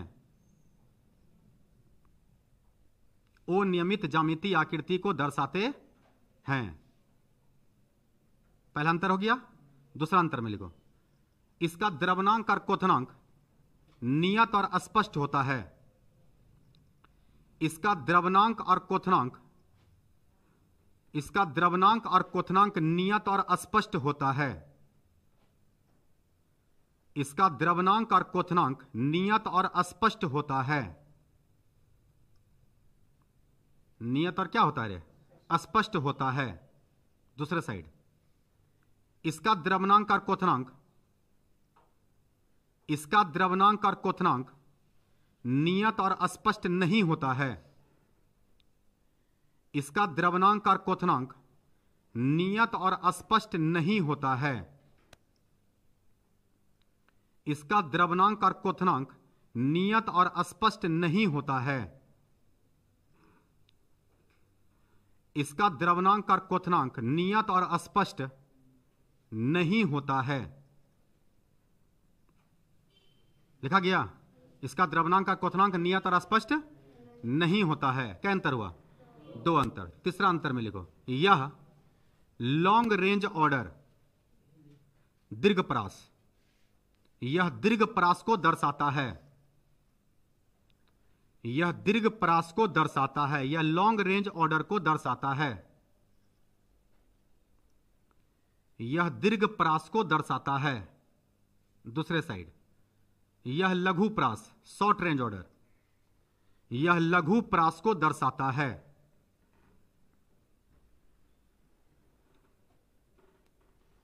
एमॉर्फस में लिखेगा, यह लघु प्रास को दर्शाता है।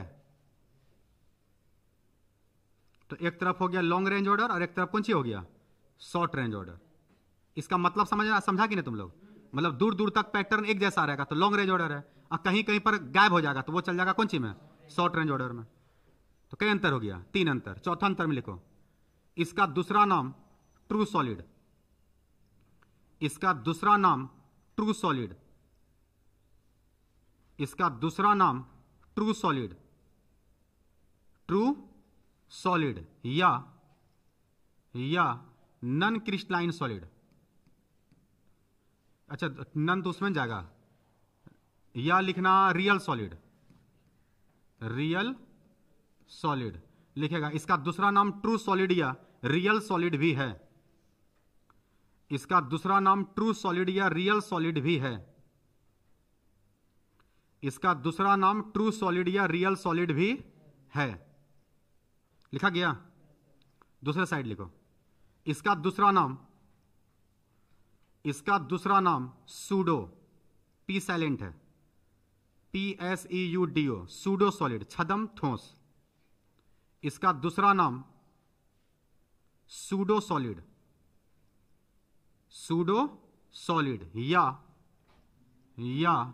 None crystalline, non crystalline solid. इसका दूसरा नाम सूडो सॉलिड या नन क्रिस्टलाइन सॉलिड भी है। इसका दूसरा नाम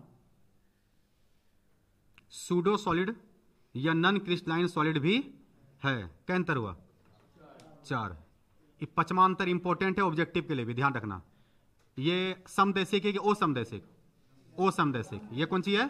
क्यों? क्योंकि दिशा के बदलने पे गुण क्या होता है? बदल जाता है। तो इसका मतलब क्रिस्टलीय ठोस कौन सी होता है? असमदैशिक। लिखो, लिखना, यह असमदैशिक गुण को दर्शाता है।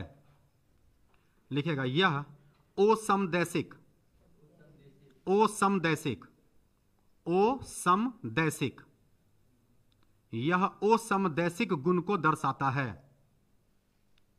यह असमदैशिक गुण को दर्शाता है।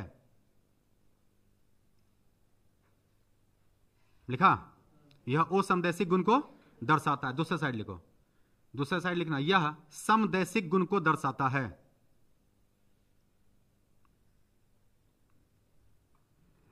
यह समदैशिक गुण को दर्शाता है।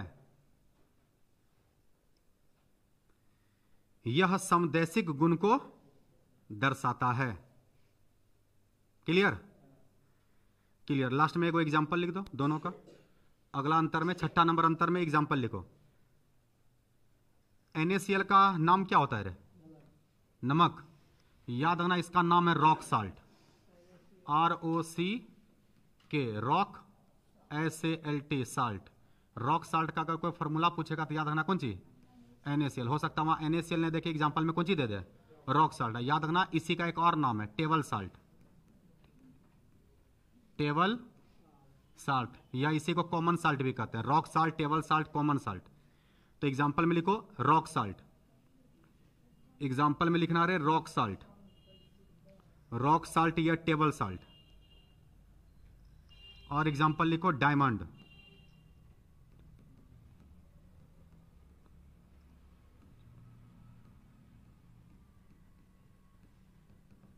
Diamond comma graphite comma ice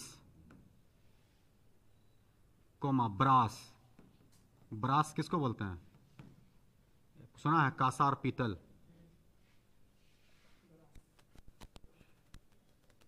तो ये सब एग्जाम्पल है किसका? क्रिस्टलाइन का, क्रिस्टलाइन का।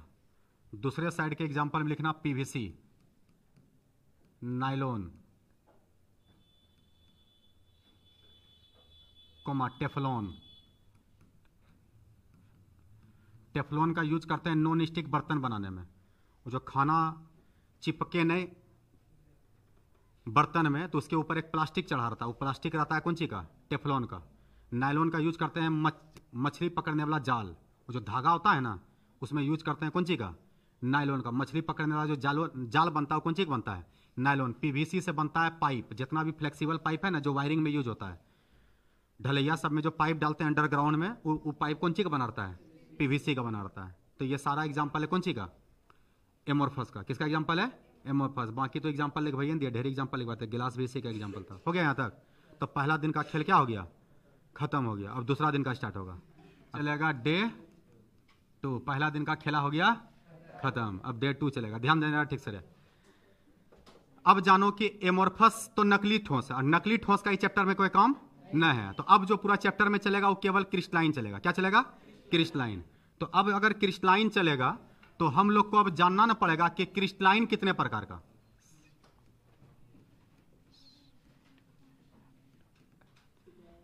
Crystalline solid, crystalline solid. तो अब जो ये ठोस का प्रकार है क्रिस्टलाइन सॉलिड, ध्यान देना जरा ठीक से। अब जानो कि ये जो क्रिस्टलाइन सॉलिड है इसका 4 प्रकार है। कितने प्रकार है? 4 प्रकार। किसका? क्रिस्टलाइन का। तो क्रिस्टलाइन सॉलिड जो हम लोग का था इसका अब चलेगा 4 प्रकार। इसके पहले प्रकार का नाम है आयनिक। पहले प्रकार का नाम क्या है? आयनिक, आयनिक सॉलिड या आयनिक क्रिस्टल। सॉलिड को ही क्रिस्टल कहते हैं। तो पूछेगा क्रिस्टल कितने प्रकार के होते हैं, तो बोलना है 4 प्रकार के होते हैं। पहला प्रकार का नाम कौन सी है? आयनिक क्रिस्टल। दूसरे प्रकार का नाम है कोवैलेंट, कोवैलेंट क्रिस्टल। तीसरे प्रकार का नाम है मेटेलिक, मेटेलिक क्रिस्टल।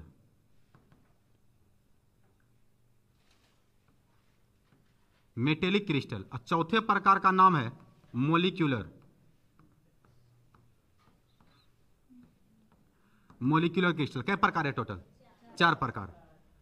आयनिक crystal, covalent crystal, metallic crystal और मोलिक्यूलर क्रिस्टल। ये जो कोवैलेंट क्रिस्टल है इसी का एक और नाम है नेटवर्क, नेटवर्क क्रिस्टल। तो याद ना कोवैलेंट क्रिस्टल को ही क्या पढ़ते हैं? Network crystal. ये बॉन्ड के बेसिस पे बांटा है। जिस क्रिस्टल में प्लस माइनस आता था, लॉस और गेन होता था, वो चला गया कौन सी में? आयनिक में। जिसमें साझेदारी होता था, जैसे कार्बन साझेदारी करता है, तो हीरा ग्रेफाइट इसके एग्जांपल में आ जाएगा। ठीक। जिसमें मेटेलिक, केवल मेटल ही आए, लोहा लोहा से जुड़ जाए, चांदी चांदी से जुड़ जाए, तो लोहा, चांदी, सोना, एल्युमिनियम, ये सब एग्जांपल किस में? मेटेलिक में। इसमें धातु नहीं आएगा, केवल अधातु और अधातु से ही बनेगा, जैसे बर्फ, बर्फ इसके एग्जांपल में चला जाएगा। तो एक एक करके सबको समझ लेंगे। पहले जानो क्रिस्टल कितने प्रकार का? 4 प्रकार का। Ionic crystal, covalent crystal, metallic crystal और मोलिक्यूलर क्रिस्टल। हिंदी में कहते हैं आयनिक क्रिस्टल, इसको हिंदी में कहते हैं सहसंयोजक क्रिस्टल, सहसंयोजक क्रिस्टल। इसका हिंदी है धात्विक क्रिस्टल, धात्विक क्रिस्टल। इसका हिंदी है आणविक क्रिस्टल, आणविक क्रिस्टल। तो क्या प्रकार है? 4 प्रकार। लिखना शुरू करो। लिखेगा क्रिस्टल के प्रकार,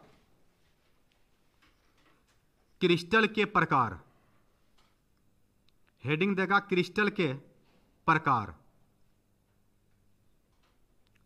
क्रिस्टल के प्रकार, लिखो डैश देगा। क्रिस्टल 4 प्रकार के होते हैं, डैश देके लिखेगा क्रिस्टल 4 प्रकार के होते हैं, क्रिस्टल 4 प्रकार के होते हैं। कई प्रकार के? 4 प्रकार के क्रिस्टल 4 प्रकार के होते हैं। पहला आयनिक क्रिस्टल,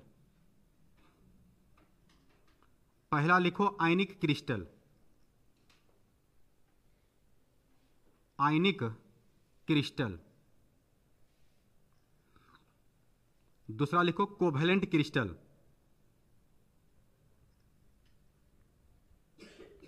कोवैलेंट क्रिस्टल। इसी का दूसरा नाम लिखो नेटवर्क क्रिस्टल, कोवैलेंट क्रिस्टल को ही कहते हैं नेटवर्क, या में लिखो नेटवर्क क्रिस्टल। तीसरे प्रकार का नाम लिखो मेटेलिक क्रिस्टल, तीसरे प्रकार का नाम है मेटेलिक क्रिस्टल, धात्विक क्रिस्टल, मेटेलिक क्रिस्टल। चौथे प्रकार का नाम लिखेगा मोलिक्यूलर क्रिस्टल, मोलिक्यूलर क्रिस्टल। कई प्रकार हो गया? 4 प्रकार हो गया। पहले चारों को समझा देते हैं, फिर चारों को लिखवा दिया जाएगा। क्या रे, चारों नाम उतार लिया ना? चल समझने पे ध्यान दे, समझने पे ध्यान देना जरा।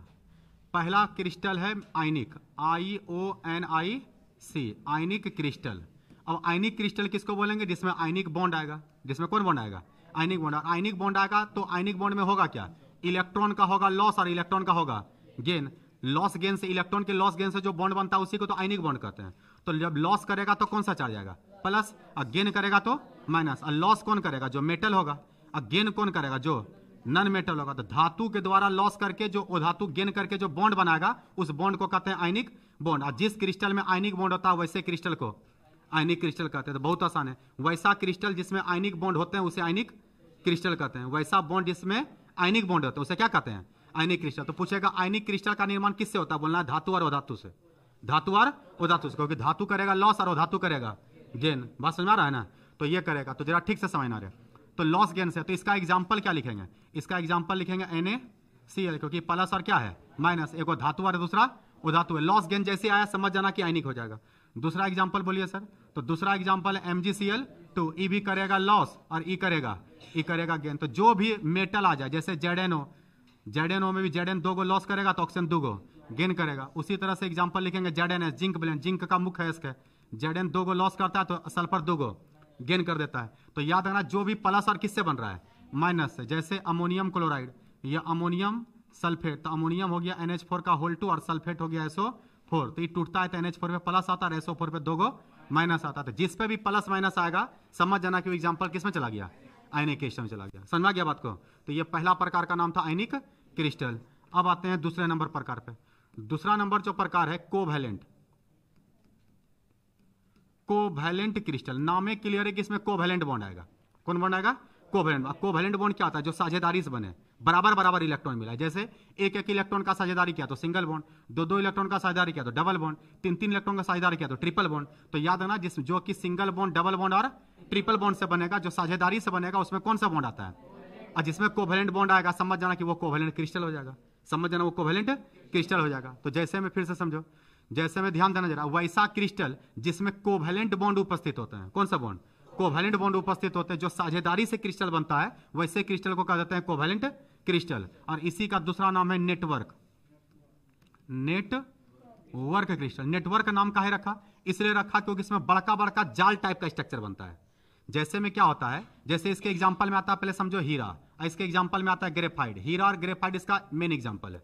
ध्यान दे जरा, हीरा ग्रेफाइट में अंतर ही पूछता है, अभी हम लोग अंतर भी देख लेंगे। हीरा के बारे में समझो जरा। हीरा में क्या होता है कि प्रत्येक कार्बन 4 कार्बन से जुड़ा होता है। एक कार्बन के पास 4 बॉन्ड बनना है और चारों बॉन्ड बनाता है, चारों बॉन्ड कार्बन से बनाता है।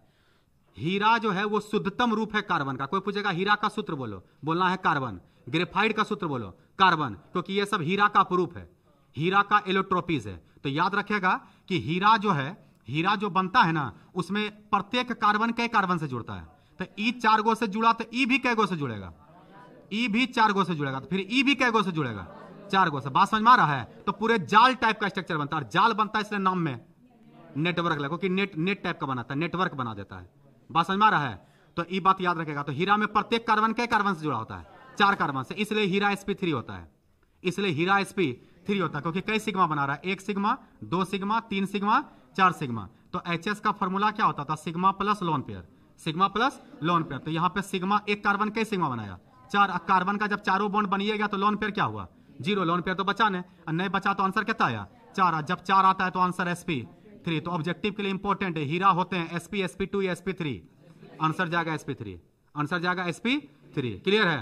लेकिन ग्रेफाइड में ऐसा बात नहीं है, ग्रेफाइड में प्रत्येक कार्बन 3 कार्बन से जुड़ा होता है। ग्रेफाइड में एक कार्बन क्या जुड़ा होता है? 3 गो से, और इसमें एगो इलेक्ट्रॉन फ्री बच जाता है, एगो इलेक्ट्रॉन बॉन्ड बना नहीं पाता, तो फिर ई भी कै गो से जुड़ेगा? ई भी 3 गो जुड़ेगा, इसके पास भी एक इलेक्ट्रॉन फ्री बचेगा, तो ई भी जाल टाइप का स्ट्रक्चर बनाएगा। लेकिन डिफरेंस क्या? इसमें सबके पास में का कोई इलेक्ट्रॉन बच जाएगा, इसलिए हीरा विद्युत का सुचालक है और ग्रेफाइड इसलिए ग्रेफाइड विद्युत का सुचालक है और हीरा विद्युत का कुचालक है। 2 नंबर का शॉर्ट क्वेश्चन में पूछ लेता है क्या, कि हीरा विद्युत के कुचालक होते हैं जबकि ग्रेफाइड विद्युत के सुचालक होते हैं, क्यों? ये तो विद्यार्थी को याद रहता है कि हीरा में विद्युत धारा का प्रवाह नहीं होता है और ग्रेफाइड में विद्युत धारा का प्रवाह होता है, पर इसी को क्यों लगा के पूछ देता है? विद्यार्थी सोचने लगता है कि ग्रेफाइड में विद्युत धारा का प्रवाह होता ही तो जानते हैं, लेकिन काहे होता ही तो नहीं जानते। तो जानो काहे होता है?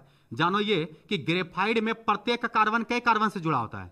3 कार्बन से। ग्रेफाइड में प्रत्येक कार्बन 3 कार्बन से, जब 3 कार्बन से जुड़ेगा तो प्रत्येक कार्बन पे एक इलेक्ट्रॉन बच जाएगा, और जैसे करंट फ्लो करेगा तो यही इलेक्ट्रॉन इसमें नाचना क्या करेगा? शुरू करेगा, तो करंट एक जगह से दूसरे जगह पहुंच जाएगा। बात समझ में आ रहा है? इसलिए ये विद्युत का कौन सी होता है? सुचालक, इसलिए ग्रेफाइड विद्युत का सुचालक होता है। लेकिन ग्रेफाइड हीरा कुचालक का है, क्योंकि हीरा में इलेक्ट्रॉन है ही नहीं। हीरा में तो जितना भी इलेक्ट्रॉन था सब तो बॉन्ड बनाने में भाग ले लिया, सारा इलेक्ट्रॉन बॉन्ड बनाने में भाग लेते, एको इलेक्ट्रॉन से फ्री इलेक्ट्रॉन बचा नहीं, इस कारण से इसमें इलेक्ट्रॉन नहीं होता है, जिस कारण से ये विद्युत का कौन सी होता है?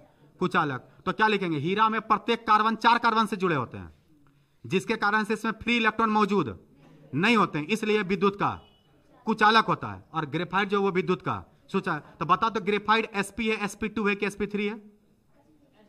बताओ ग्रेफाइड क्या है? तो ग्रेफाइड में 3 सिग्मा ना आएगा, एगो सिग्मा, 2 सिग्मा और 3 सिग्मा। तो बताओ रे एचएस का formula sigma plus lone pair. बोल रहे सिग्मा के गो 3 गो, लोन पेयर, लोन पेयर में कहां बचा? ये तो इलेक्ट्रॉन बचा, सिंगल बचा, सिंगल को पेयर नहीं कहते हैं। पहला बात, वो भी तो इसमें नाचेगा, स्थिर रहेगा कहां? तो इसका मतलब लोन पेयर इसमें भी 0, 3 का आंसर। तो याद रहे, अंतर में लिखेंगे कि हीरा जो होता है वो sp3 होता है, ग्रेफाइड जो होता है वो sp2 होता है। समझ में आया? तो इतना सा कहानी है किसका? कोवेलेंट क्रिस्टल का। किसका एग्जांपल है? Covalent crystal. क्या दिक्कत है? तो बोल रहे कोवेलेंट का एग्जांपल डायमंड, ग्रेफाइड, और एग्जांपल याद रखेगा silica, calcium silicate, calcium silicate, या फिर बोलते हैं SiC, silicon carbide, silicon carbide, या फिर बोलते हैं क्वार्ज बोलते हैं SiO2 को। किसको बोलते हैं? SiO2। ये बालू का फॉर्मूला है, किसका? बालू का। ये भी साझेदारी से बनता है, ये भी किससे बनता है? साझेदारी से बनता है। कोई मेटल नहीं, कोई लॉस गेन नहीं, केवल शेयरिंग होता है। केवल कौन सी होता है? शेयरिंग। तो ये चारों एग्जांपल इंपॉर्टेंट है, याद रखेगा, हीरा, ग्रेफाइड, सिलिकॉन कार्बाइड और SiO2 क्वार्ज। तो ये सारा एग्जांपल कौन सी का है? कोवेलेंट का है। कई प्रकार हो गया? 2 प्रकार हो गया, एगो में लॉस गेन हुआ और एगो में साझेदारी हुआ। एगो में लॉस गेन हुआ और दूसरा में कौन सी बार है? साझेदारी। तीसरा नंबर का नाम है मेटेलिक, मेटेलिक क्रिस्टल। नामे से क्लियर है, मेटल, इसमें मेटल आएगा, इसमें कौन आएगा? मेटल, मतलब मेटेलिक बॉन्ड आएगा। कौन सी बॉन्ड आएगा? मेटेलिक। अब मेटेलिक बॉन्ड क्या होता है? मेटल के बीच जो बॉन्ड होता है उसको मेटेलिक बॉन्ड कहते हैं। कर्नल इसमें बनता है, ध्यान देना ठीक से। तो याद रखेगा इसमें कि मेटेलिक बॉन्ड में एग्जांपल पूछेगा तो जितना मेटल है सब लिख दो, लोहा, तांबा, चांदी, सोना, एल्युमिनियम, यहां तक कि धातुओं के मिश्रण को भी कौन सी बोलेंगे? मेटेलिक में। जैसे इसी में लिखेंगे पीतल, कांसा, ब्रास और ब्रॉन्ज, वो भी एग्जांपल किस में जाएगा? मेटेलिक में, क्योंकि मिश्र धातु जो बना तो धातु से ही ना, बना किससे? तो जो केवल और केवल धातु से बनेगा वो मेटेलिक हो जाएगा। जो केवल और केवल, इसमें वो धातु आना ही नहीं चाहिए, इसमें वो धातु का कोई काम नहीं है। तो सारा एग्जाम्पल किसका होना चाहिए? धातु का होना चाहिए। तो ये चला गया मेटेलिक में। अब लास्ट में आता है कौन सी? Molecular MOLECULAR, molecular crystal. आणविक, आणविक में मेटल नहीं आएगा, इसमें केवल और केवल नन मेटल आएगा। केवल और केवल कौन आएगा रे? Non metal. अब वो धातु से तो ये बनेगा, लेकिन इसका 3 प्रकार है। इसका क्या प्रकार है? 3 प्रकार। एक का नाम है पोलर, पोलर मोलिकुलर क्रिस्टल। दूसरे का नाम है non polar, non polar molecular crystal. और तीसरे का नाम है H bond, H bond molecular crystal. तो सब मिलाकर के क्या प्रकार है? 3 प्रकार। किसका? मोलिकुलर का। उस सबका कोई प्रकार नहीं था, लेकिन इसका प्रकार है। अब ये क्या होता है पोलर? कहता है पोलर वो है जिसपे डेल्टा प्लस और डेल्टा माइनस आ जाए। वैसा कोई भी फॉर्मूला जिसपे डेल्टा प्लस डेल्टा माइनस आ रहा हो और जो ठोस में हो, समझ जाना एग्जांपल किसका? पोलर का। जैसे जैसे एग्जांपल में आता है सॉलिड, सॉलिड HCl। तो सॉलिड HCl में H पे आता है डेल्टा प्लस, S पे आता है डेल्टा माइनस। तो एग्जांपल चल जाएगा किस में? एग्जांपल चल जाएगा कौन सी में? पोलर में। बोलेगा नन पोलर क्या है? तो नन पोलर में क्या होगा कि सेम टाइप आना चाहिए। जैसे आयोडीन, आयोडीन बनता है I2 से। तो I2 में I का जो बॉन्ड है वो किसके साथ है? I के साथ है। तो इस बॉन्ड के इलेक्ट्रॉन को जितना ताकत से खींचेगा उतने ताकत से ये भी खींचेगा। तो ताकत दोनों तरफ का बिल्कुल क्या है? बराबर है। बराबर होगा तो डेल्टा प्लस डेल्टा माइनस आने वाला नहीं। इसमें कहा आया? इसमें इसलिए आया क्योंकि H और Cl में H का निगेटिविटी 2.1 और Cl का निगेटिविटी 3.0। तो ये दोनों में ये ज्यादा ऋणात्मक है, तो बॉन्ड के इलेक्ट्रॉन को ये क्या कर लेगा? अपने तरफ खींचेगा। और खींचेगा तो इस पर डेल्टा माइनस, इस पर डेल्टा। तो जिसमें डेल्टा प्लस डेल्टा माइनस आ जाए उसको बोलते हैं polar molecular, polar molecular crystal. और जिसमें डेल्टा प्लस डेल्टा माइनस नहीं आ पाए, यानी आयोडीन जो होता है वो ठोस अवस्था में होता है। नमक में आयोडीन है, तो याद रखना नमक जो होता है, आयोडीन जो होता है वो ठोस अवस्था में होता है। तो ठोस में होता है, लेकिन आई का बॉन्ड है किसके साथ?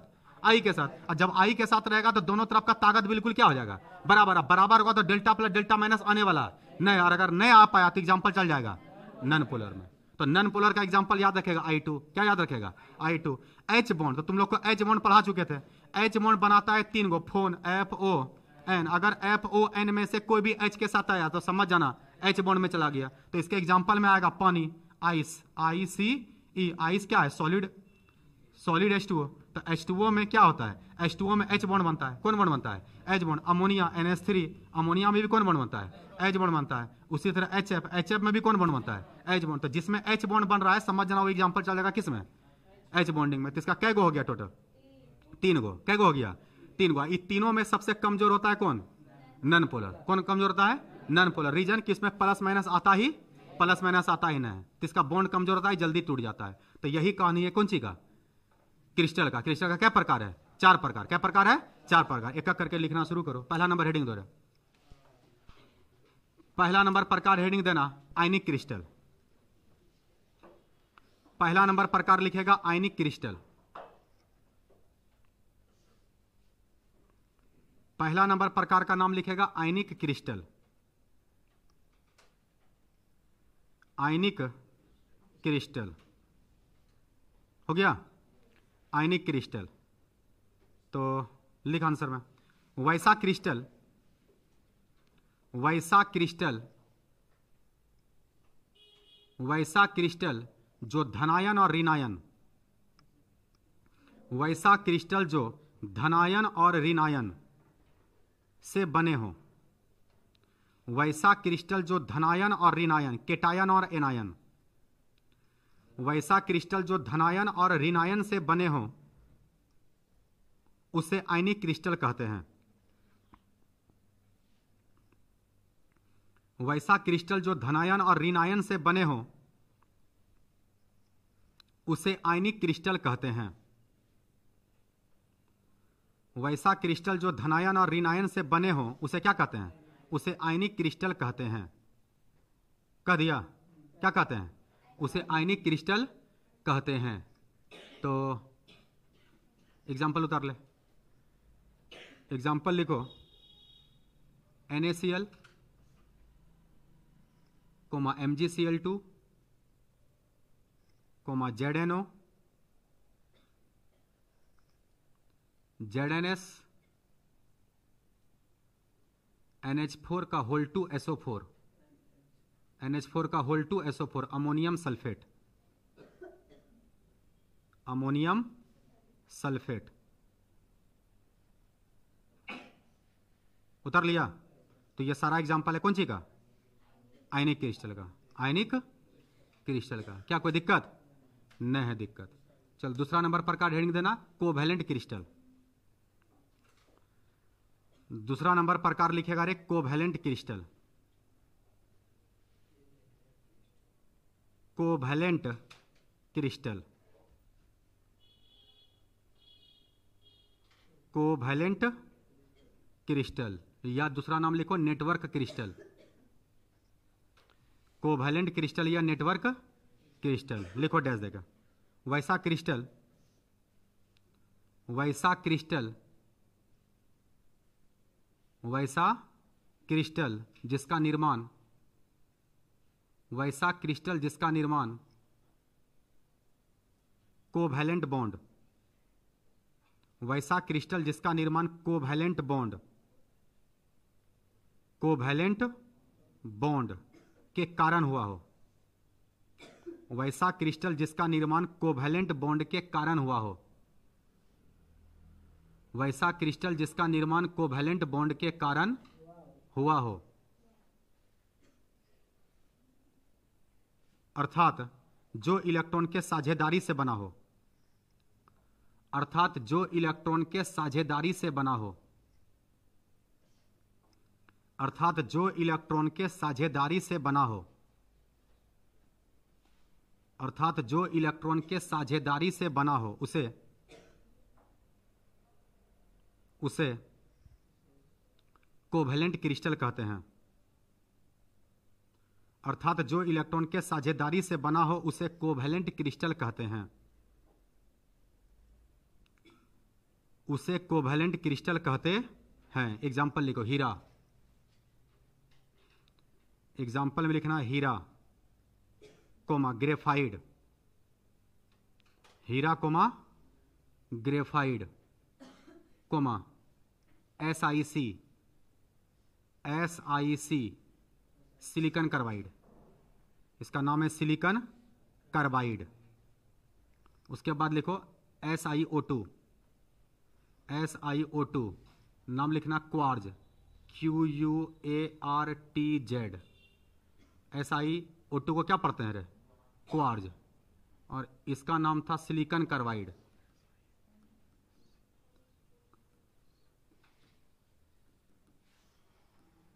SiC का नाम है सिलिकॉन कार्बाइड और SiO2 का नाम है क्वार्ज। तो 4 एग्जांपल याद रखेगा, हीरा, ग्रेफाइड, सिलिकॉन कार्बाइड और क्वार्ज। ये एग्जांपल है कौन सी का? कोवैलेंट क्रिस्टल का। पर इसमें इंपॉर्टेंट क्वेश्चन है हीरा और ग्रेफाइड में अंतर, हीरा और ग्रेफाइड में अंतर, 2 नंबर का अंतर पूछता है। क्वेश्चन लिख,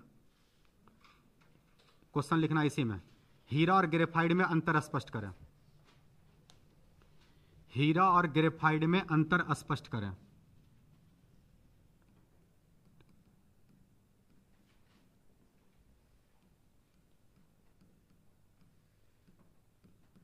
हीरा और ग्रेफाइड में अंतर स्पष्ट करें। हीरा और ग्रेफाइड में अंतर स्पष्ट करें। 2 कॉलम बना दो, एक तरफ कर दो हीरा, दूसरे तरफ कर दो ग्रेफाइड। यहां से ऑब्जेक्टिव भी आता है, ध्यान रखिएगा। हीरा और ग्रेफाइड में अंतर स्पष्ट करें।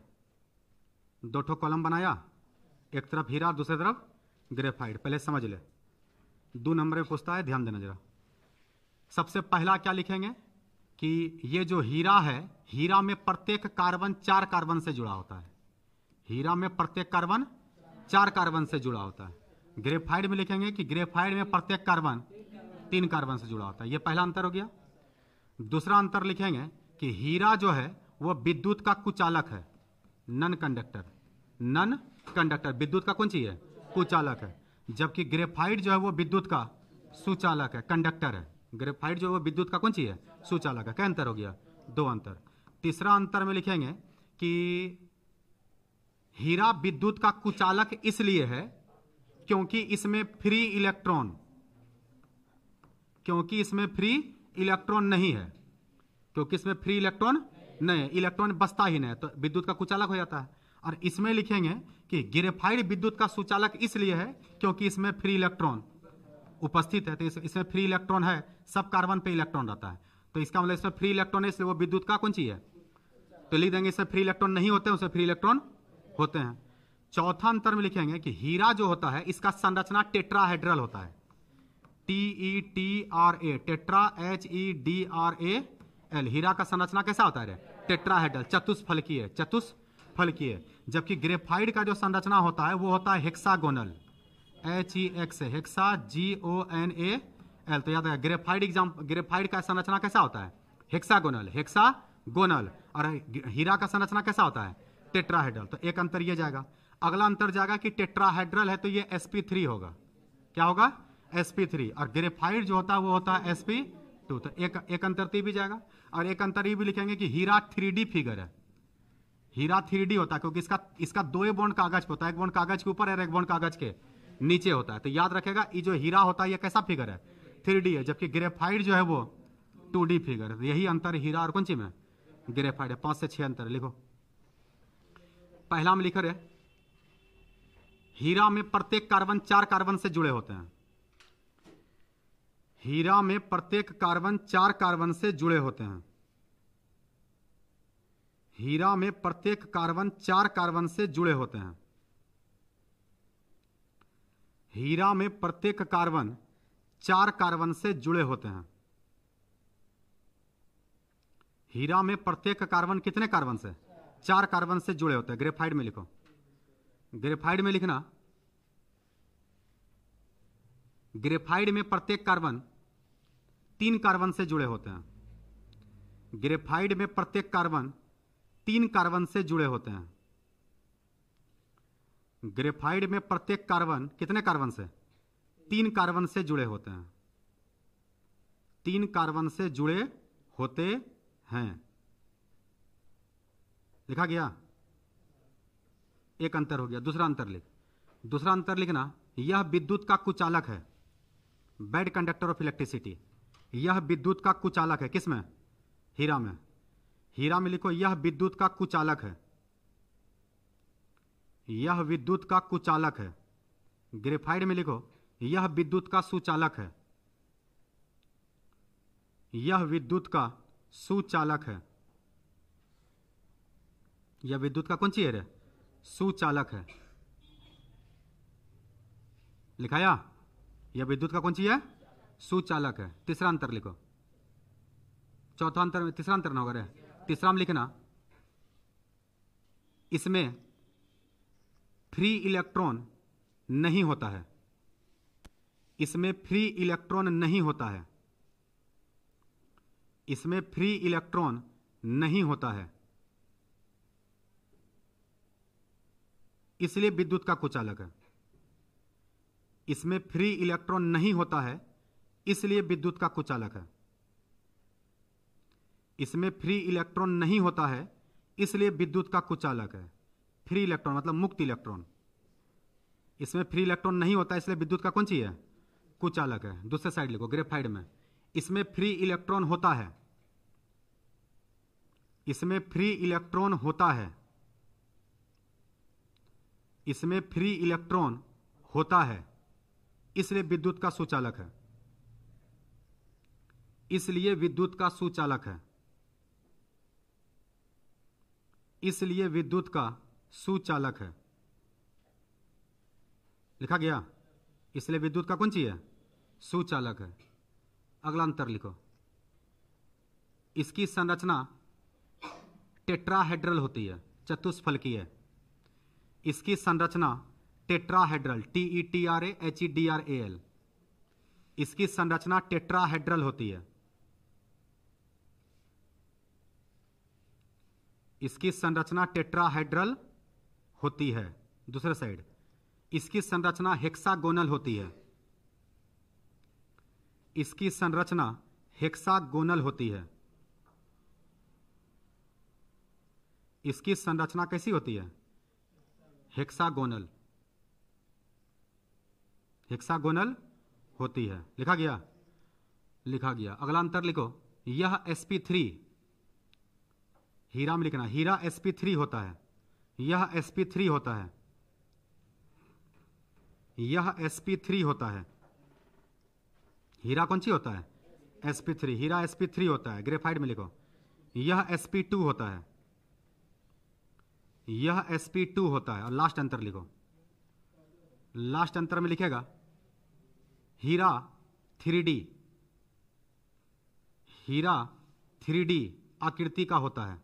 डी कैपिटल, डी मतलब डायमेंशन है यहां, 3 डायमेंशनल। हीरा 3D आकृति का होता है, हीरा 3D आकृति का होता है। और ग्रेफाइट में लिखो, ग्रेफाइट 2D आकृति का होता है, ग्रेफाइट 2D आकृति का होता है। तो एग्जाम में अंतर तो एक बार नहीं पूछा, लेकिन ऑब्जेक्टिव यहां से दो बार पूछ चुका है। वही पूछा है हीरा sp है कि sp2 है कि sp3 है, तो याद रखेगा हीरा कौन सी है, sp3 है। और क्वेश्चन पूछा हुआ है कि हीरा विद्युत का कुचालक होता है, क्यों? तो क्या लिखेंगे, हीरा में फ्री इलेक्ट्रॉन मौजूद नहीं होता, इसलिए विद्युत का कुचालक होता है। तो कई प्रकार हो गया, 6 गो तो अंतर न हुआ, प्रकार अभी 2 गो पढ़े, एगो आयनिक पढ़े और दूसरा कोवेलेंट। तीसरा प्रकार हेडिंग दो मेटेलिक, तीसरा प्रकार हेडिंग दो रे मेटेलिक क्रिस्टल, मेटेलिक क्रिस्टल धात्विक क्रिस्टल। क्रिस्टल का 2 प्रकार पढ़ लिए, 2 गो बाकी है। तीसरा प्रकार लिखो मेटेलिक क्रिस्टल, मेटेलिक क्रिस्टल धात्विक क्रिस्टल,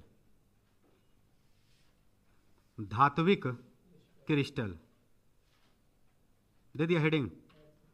नामेस क्लियर, इसमें धात्विक बंधन आएगा। कौन बंधन आएगा, धात्विक। केवल और केवल धातु रहेगा, वो धातु आएगा ही नहीं, लिखो डैश देके। वैसा क्रिस्टल, वैसा क्रिस्टल जिसमें धात्विक बंधन, वैसा क्रिस्टल जिसमें धात्विक बंधन मौजूद रहते हैं, वैसा क्रिस्टल जिसमें धात्विक बंधन मेटेलिक बॉन्ड, वैसा क्रिस्टल जिसमें धात्विक बंधन मौजूद होते हैं, वैसा क्रिस्टल जिसमें धात्विक बंधन मौजूद होते हैं उसे, वैसा क्रिस्टल जिसमें धात्विक बंधन मौजूद होते हैं उसे क्या कहते हैं रे, मेटेलिक क्रिस्टल। उसे मेटेलिक क्रिस्टल कहते हैं, उसे धात्विक क्रिस्टल कहते हैं। क्रिस्टल का हिंदी भी क्रिस्टल है, ध्यान रखेगा। और क्रिस्टलाइन को ही क्रिस्टल कहते हैं। तो एग्जांपल में लिखो लोहा कोमा चांदी कोमा सोना कोमा पीतल। लोहा तांबा चांदी सोना पीतल कांसा मिश्र धातु। लिख लिया, ऑल मेटल्स, जितना मेटल है सब आ जाएगा इसके एग्जांपल में, केवल सॉलिड में होना चाहिए। ऐसा कौन सॉलिड है, ऐसा कौन मेटल है जो सॉलिड में नहीं है? ऐसा कौन सा धातु है जो ठोस में नहीं है? पारा, Hg जो होता है, सब धातु किस में है, ठोस में है, केवल किसको छोड़ के, पारा को छोड़ के, मरकरी को छोड़ के। और ऐसा कौन सा वो धातु है जो कि गैस में नहीं है, जो द्रव में है? ब्रोमीन। याद रखेगा, ब्रोमीन होता है किस में, द्रव में। ब्रोमीन किस में होता है, द्रव में। लिख लिया एग्जांपल, लिख लिया। चौथा नंबर हेडिंग दो। चौथा नंबर प्रकार लिखेगा मोलिक्यूलर क्रिस्टल। चौथा नंबर प्रकार का नाम लिख रहे मोलिक्यूलर क्रिस्टल, आणविक क्रिस्टल। मोलिक्यूलर क्रिस्टल, आणविक क्रिस्टल, आणविक क्रिस्टल, मोलिक्यूलर क्रिस्टल, आणविक क्रिस्टल। तो लिखो डैश देगा। वैसा क्रिस्टल, वैसा क्रिस्टल जिसका निर्माण केवल ओ धातु से हुआ हो, वैसा क्रिस्टल जिसका निर्माण केवल ओ धातु से हुआ हो, वैसा क्रिस्टल जिसका निर्माण केवल ओ धातु से हुआ हो और इलेक्ट्रॉन के साझेदारी से हुआ हो। वैसा क्रिस्टल जिसका निर्माण केवल ओ धातु से हुआ हो और इलेक्ट्रॉन के साझेदारी से हुआ हो, और इलेक्ट्रॉन के साझेदारी से हुआ हो, उसे मोलिक्यूलर क्रिस्टल कहते हैं। उसे मोलिक्यूलर क्रिस्टल कहते हैं। उसे मोलिक्यूलर क्रिस्टल कहते हैं। एग्जाम्पल लिखो। एग्जाम्पल लिखना बर्फ। एग्जाम्पल में लिखना बर्फ। एग्जाम्पल में लिखना solid HCl, solid HCl, comma solid ammonia NH3, solid ammonia NH3। फिर एग्जाम्पल में लिखना I2 iodine, I2 comma argon, comma argon लिखा, कोमा क्या लिखा रे, आर्गन, ETC कर दो। अब इसी एग्जाम्पल को बांट दिया है कै प्रकार में, 3 प्रकार में। कै प्रकार में? 3। मोलिकुलर का 3 प्रकार हो सकता है। स्पेशली पूछ ले, अगर इसके बारे में पूछा तो सभी एग्जाम्पल हो जाएगा, लेकिन अगर स्पेशली पूछ दिया किसका एग्जाम्पल बताइए, पोलर का, तब एग्जाम्पल किसको लिखेंगे, HCl को। अगर पूछ देगा नन पोलर का एग्जाम्पल बताइए तो एग्जाम्पल किसको लिखेंगे, I2 को। बोलेगा हाइड्रोजन बॉन्ड वाला एग्जाम्पल बताइए, तब एग्जाम्पल किसको लिखेंगे, बर्फ को। तो इसी को उतार लो। इसका क्या प्रकार है, 3 प्रकार। पॉइंट बना के लिख दो, इसके 3 प्रकार हैं, इसके 3 प्रकार हैं, इसके 3 प्रकार हैं, इसके 3 प्रकार हैं। पहला लिख पोलर, पोलर मोलिकुलर क्रिस्टल।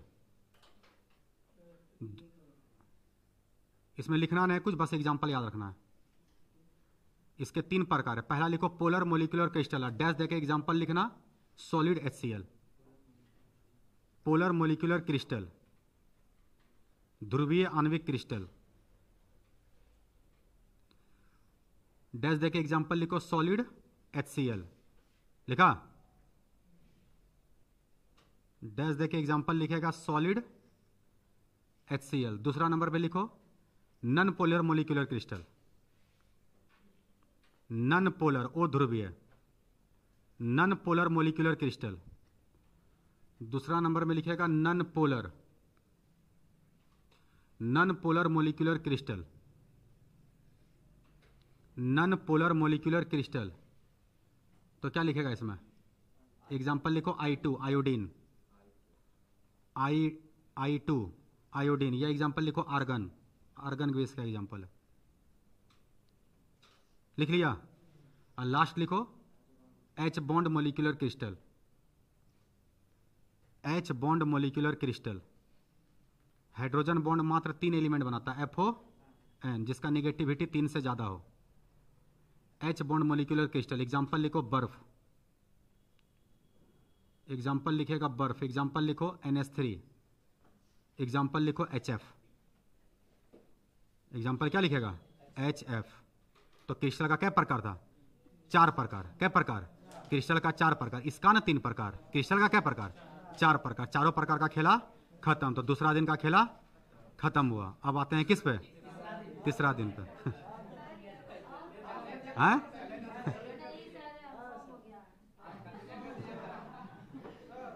हाँ